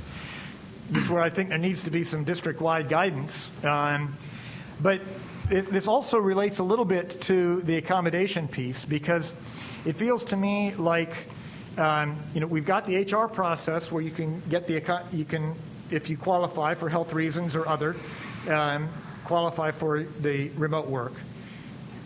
But if you don't qualify for remote work, it feels, at least what I'm hearing, it feels like you're all in to be assigned whatever you're told to assign. And it feels to me like we need to have a little bit more of a graded accommodation structure, because if teachers are being assigned to do health screening, which I, for the record, don't think teachers should be assigned to do health screening, but if that is happening, it strikes me that that's a level of accommodation that somewhere needs some assessment process, because I can see there being people who would not meet the HR accommodation guideline, but would feel like that assignment would be putting them at risk. So can you help me understand a little bit the guidance that's a little bit more nuanced, and what's the guidance to make sure that we have some kind of equitable and reasonable expectations for our staff in schools? So I fear this will not be a satisfactory answer. You're asking about a gradient, I am. perhaps, that is not, it's not a bad idea, but there's not, the guidance around what a gradient would look like is around principal discretion. They would be, the staff member would be talking to them about whatever their concerns are. In general, speaking about teacher duties, there should be a balance in how principals are assigning duties in schools, and because there are a number of duties, that teachers are engaged in, staff are engaged in. Carpool duty, bus duty, cafeteria duty, hall duty. I mean, there's all kinds of duties that are a part of running a school. And so I would think that if screening duty is now a duty, and that's been the fear all along, that that's what this is going to turn into, that it's incorporated into the other things that are going in the school, so that there is some distribution. And I don't know to the extent which perhaps there might be choice in some of this, right? So I think that's a question I need to go take back to HR, first of all, about this whole notion of a gradient and how that could be applied. But second, the other piece that I can take to principals is really about, because you're going to have less cafeteria duty, if any, than you've had in the past. You're going to have less carpool and bus duty and rotations than you've had in the past. So there should be an opportunity to distribute staff differently across all of the duties that are still required in a building. But that's a conversation that we need to have with principals about how they do that, and some follow-up that can occur through their areas if they have ideas or have needs, and if a teacher has a concern in terms of where they take it. I'll appreciate follow-up. I will note that I think there may be more cafeteria duty or lunch duty than otherwise. Well, if you're in the classroom. Because it'll be in every classroom. Very different, that's right. Yeah. I'll look forward to some updates on that. Thank you. Mrs. Cash, and then we'll move on to our next item.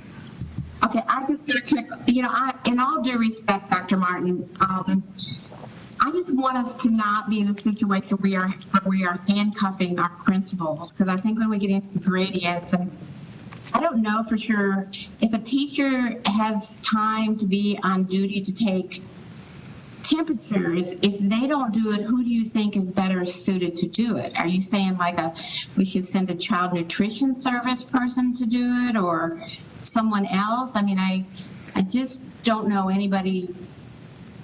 I don't know who else you would ask to do it that wouldn't be just as important. I've been calling since day one that we need to have more staff and/or create a volunteer corps to do this. Well, I know, but at this point, I'm not going to. Sorry to share something. I'm not going to carry this on very long, but I just don't want to handcuff our principals any more than we already are. Or we're not, actually. I would like them to be able to run their schools with the staff they have, because we don't have anything else to give them right now yet. And I know you and I have talked about that. Now, I appreciate the question and the discussion, but I don't think it's appropriate for us to have a discussion about staff duties at this level of the board. I think that's a principal site-based decision. So I just don't know how. Was my point, Chair Sutton. That was my point, actually. Okay. Mr. Hagerty. Well, if we can, this is a topic that's come up, and so we're here, and so without getting down into that level of weeds where we're interfering with the principal's discretion, I think it's a legitimate comment. It's a legitimate question to bring up because we've talked about in a lot of our discussions about health and school and best practices, right? And so a suggestion that Dr. Martin has brought up, and it's one that I had early in the process, but it seems like we've had evolving state guidance on it, is what is the role of volunteers in the schools? Is it something, and, Superintendent Moore, I don't know if you've gotten guidance from our commission or not, but is there a role where we could have volunteers in the schools that are able to assist with these duties, or does that potentially create a health risk? I don't know. I don't have any preconceived idea of where that falls out, but is it something that could help our staff and help our principals, or is it something that poses a greater health risk? What's the guidance we've gotten? There's volunteers are allowed in schools. We do not have clear guidance or an answer on the extent to which the use of volunteers for screenings would be appropriate. So, but I'll seek it out. That could be a very helpful thing. So. Just if I go ahead, sorry. Ms. Johnson Hospital. I think all of my questions were asked except for one, and I think, Mr. Matillo, I've asked you about this before, but in light of, and you did give us some feedback on the number of substitutes who are ready to return. So I guess I'm also curious as we talk about, and as Ms. Moore continues to think about the opportunity, again, based on the health risk, if it makes more sense to have more people in the building, is that a group of people that we can also have conversations with, since Mr. Matillo already has a sense of the number of substitutes who would be willing to return in person?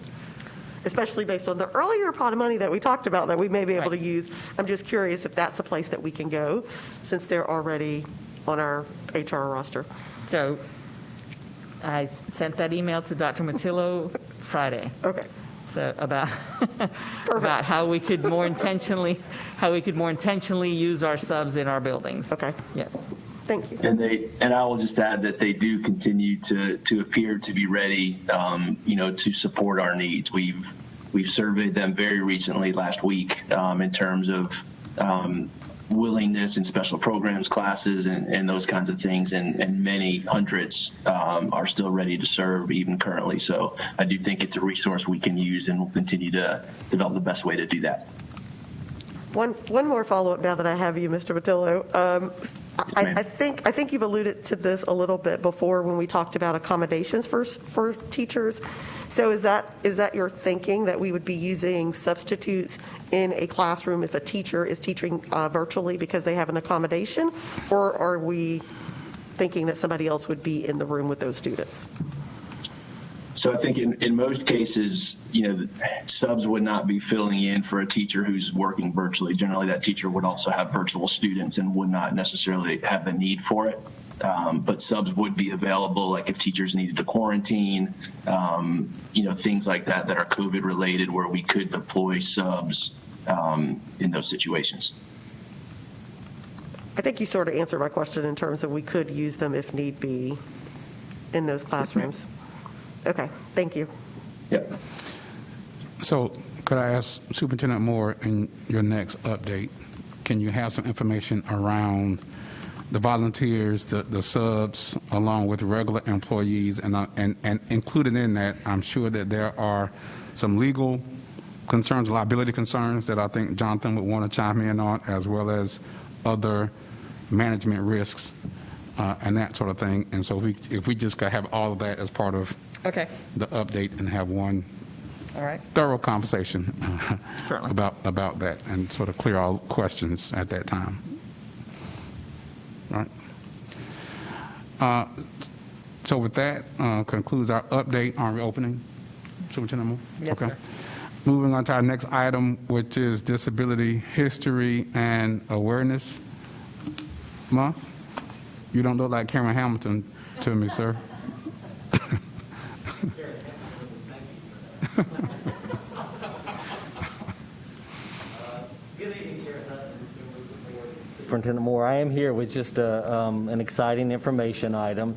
By decree of North Carolina legislation in 2007, October is recognized as Disability History and Awareness Month.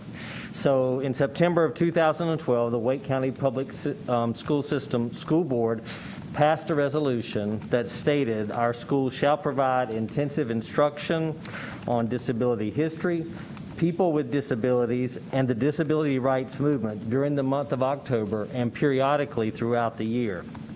So we are happy to say that we are celebrating our 8th year of Disability History and Awareness Month since the initial resolution. And so here to share a bit more detailed information with you is our much better looking Assistant Superintendent of Special Education Services, Ms. Karen Hamilton. Thank you, sir. And I have another mask up here if you would like it.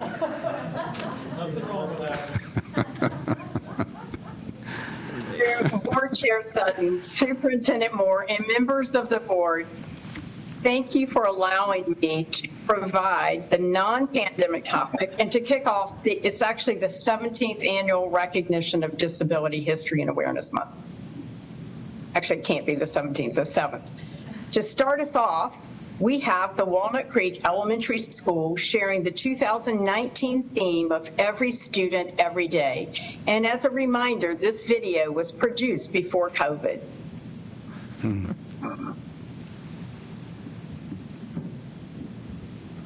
How is Walnut Creek Elementary School the best school in all the land? Every student, every day. Yeah, every student, every day. The Wake County way. Every student, every day. The Wake County way. Every student, every day. The Wake County way. 'Cause every student, every day is the way. Every student, every day. The Wake County way. Every student, every day. The Wake County way. Every student, every day. The Wake County way. 'Cause every student, every day is the way.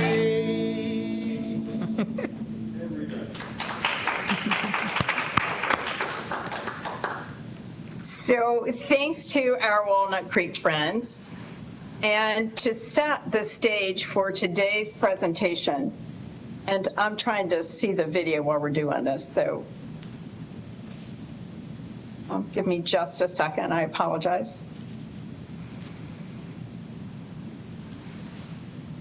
All right, Corley, I can't see the video, so I'm going to hope that we do this really well together.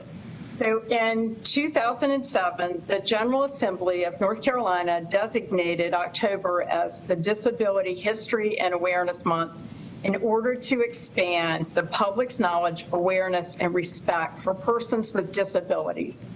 Later in the same year, the Wake County Public School System School Board issued a resolution outlining that during the month of October, our schools will provide intensive instruction on disability history, persons with disabilities, and the disability rights movement. Since 2007, our district engages in annual celebration of our students with disabilities, led by their teachers, and oftentimes in a celebration that includes the entire school. And we should be on slide 5. The theme for this year's Disability History and Awareness Month is learning, connecting, adapting together. Chosen to reflect our students' strengths and abilities, this theme is particularly relevant for our current learning situations in this unprecedented time. Firmly grounded in Vision 2020, Core Belief 1 states every student is uniquely capable and deserves to be challenged and engaged in a relevant, rigorous, and meaningful learning each day. Core Belief 5 states the Board of Education, Superintendent, and all staff value a diverse school community that is inviting, respectful, inclusive, flexible, and supportive. This year, as in the 6 previous years, and despite learning environments that we could never have imagined, our district will once again celebrate Disability History and Awareness Month. And would you go to the next slide, please? This year's instructional components include daily lessons and activities to build on the successful concepts and structures that allow schools to enter our celebration month as first-time participants, or allow schools who have been robust participants to build on activities and lessons that have worked well for them in previous school years and build to a greater level of presentation. The next slide, please. With thanks to Valinda Prince, special education coordinating teacher, the offerings of activities, tips, and video highlights continues to grow and are available to teachers this year that they may use in their person-to-person and virtual learning environments. School-level teachers can view content from previous years and plan on how to incorporate this year's theme into learning explorations. Even as our teachers work to meet the needs of students in challenging circumstances, Valinda is continuing to manage requests from teachers right now on how to include messages and lessons for diversity. And the last slide, please. Thank you again for allowing me to join you tonight and point a spotlight on our students with disabilities. This is a long time to continue a celebration and a tradition. I look forward to many years to come, but more specifically, the creative way that teachers and students will celebrate this year. Learning, connecting, adapting together. It's a great theme for an awareness month and a great launching pad for the 2020-2021 Disability History and Awareness Month. And thank you for allowing me to join you with this topic this evening. Thank you for that. Assistant Superintendent Hamilton, and on behalf of the board, we are pleased to continue in this celebration and tradition of recognizing our students with disabilities. Thank you so much. All right, moving on through our agenda, we are now to, this brings us to our consent agenda. If I can entertain. Could I interject one thing before you entertain a motion on that? I greatly apologize for it. Our law firm's contract renewal is on the agenda, and I would just respectfully request that that be pulled at this point. There's no rate increase, obviously, with the pandemic and so on and so forth, and we have an ongoing contract, so we have a contract in place. There's not a need for a renewal. And I just need to get some clarification from the finance office before that would come back. So if you could, if the board would be willing, this in no way affects our services, which we greatly relish. It's just, again, no change in rates. I just would need some clarification. Yeah, Mr. Chairman, I would move to pull that item from tonight's consent agenda. Okay. I appreciate it. Thank you. I'll second. Second. All right, got a motion and a second to remove item 5C, which is the Board of Education General Counsel contract renewal from tonight's consent agenda. Any discussion? Just in deference to Mr. Blumberg, we just need to review that item and then put it back before the board at a later date. Okay. And correct me if I'm wrong, does that not normally come in December when we also vote on approval of council?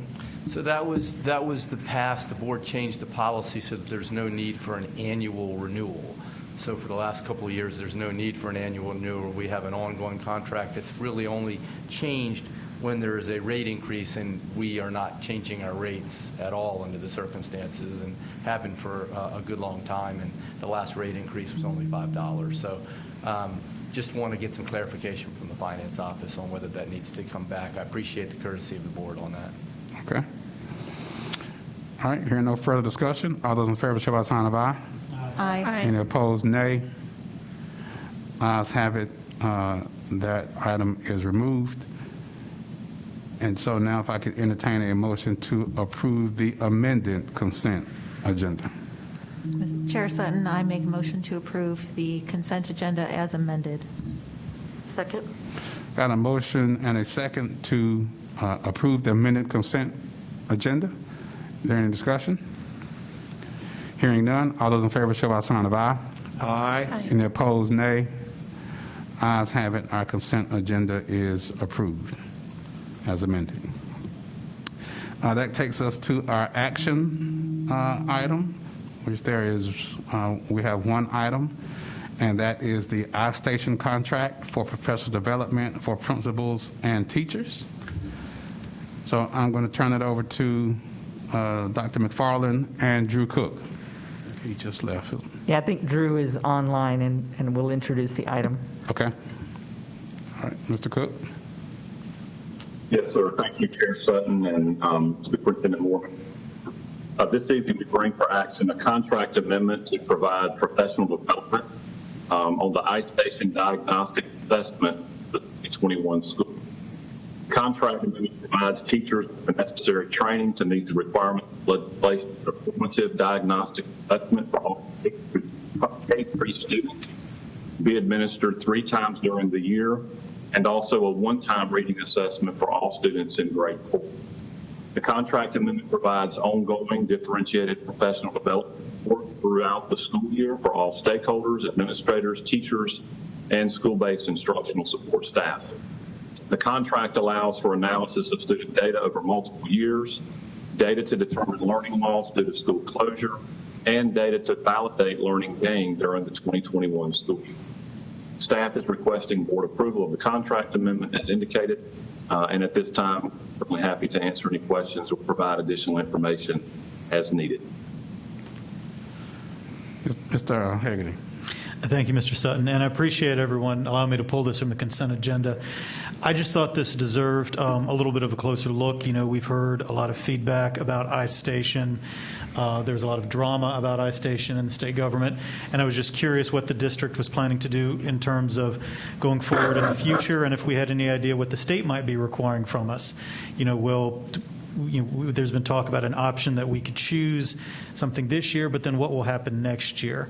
Any answers or illumination that we could get will guide us on what we want to do in proceeding with the contract. Thank you.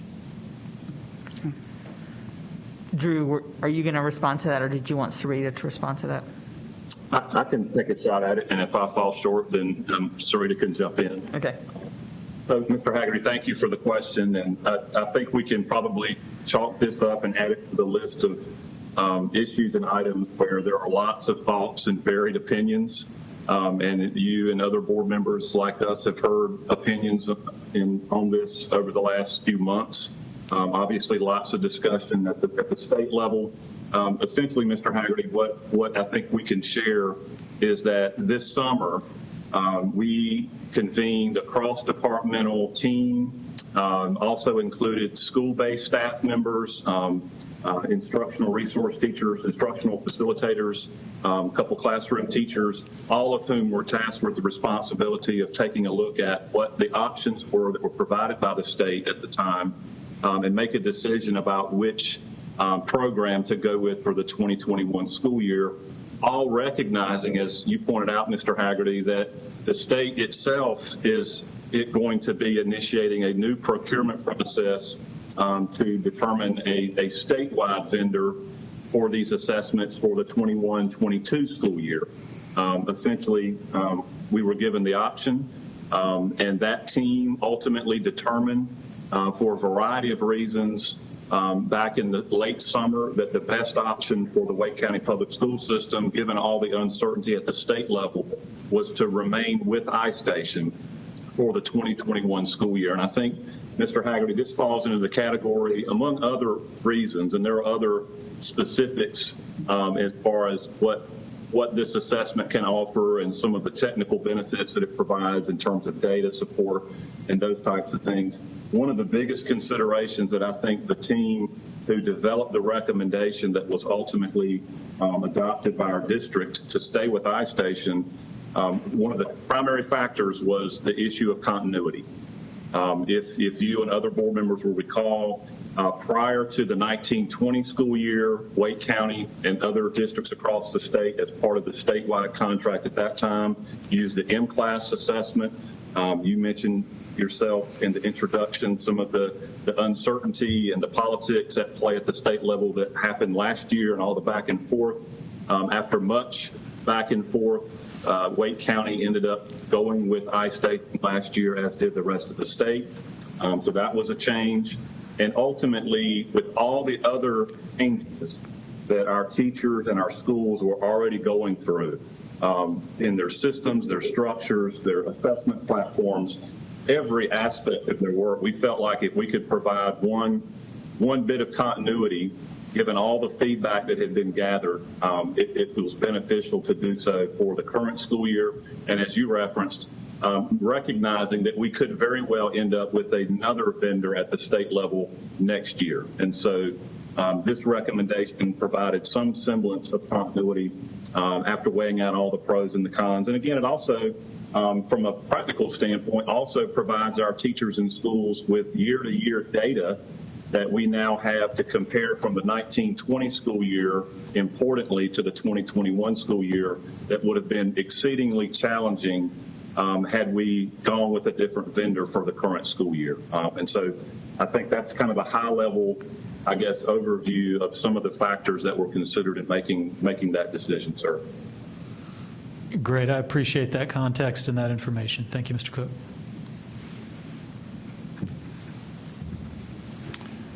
All right, seeing no further discussion, entertain a motion to approve staff's request for the Istation contract. Mr. Chair, I so move.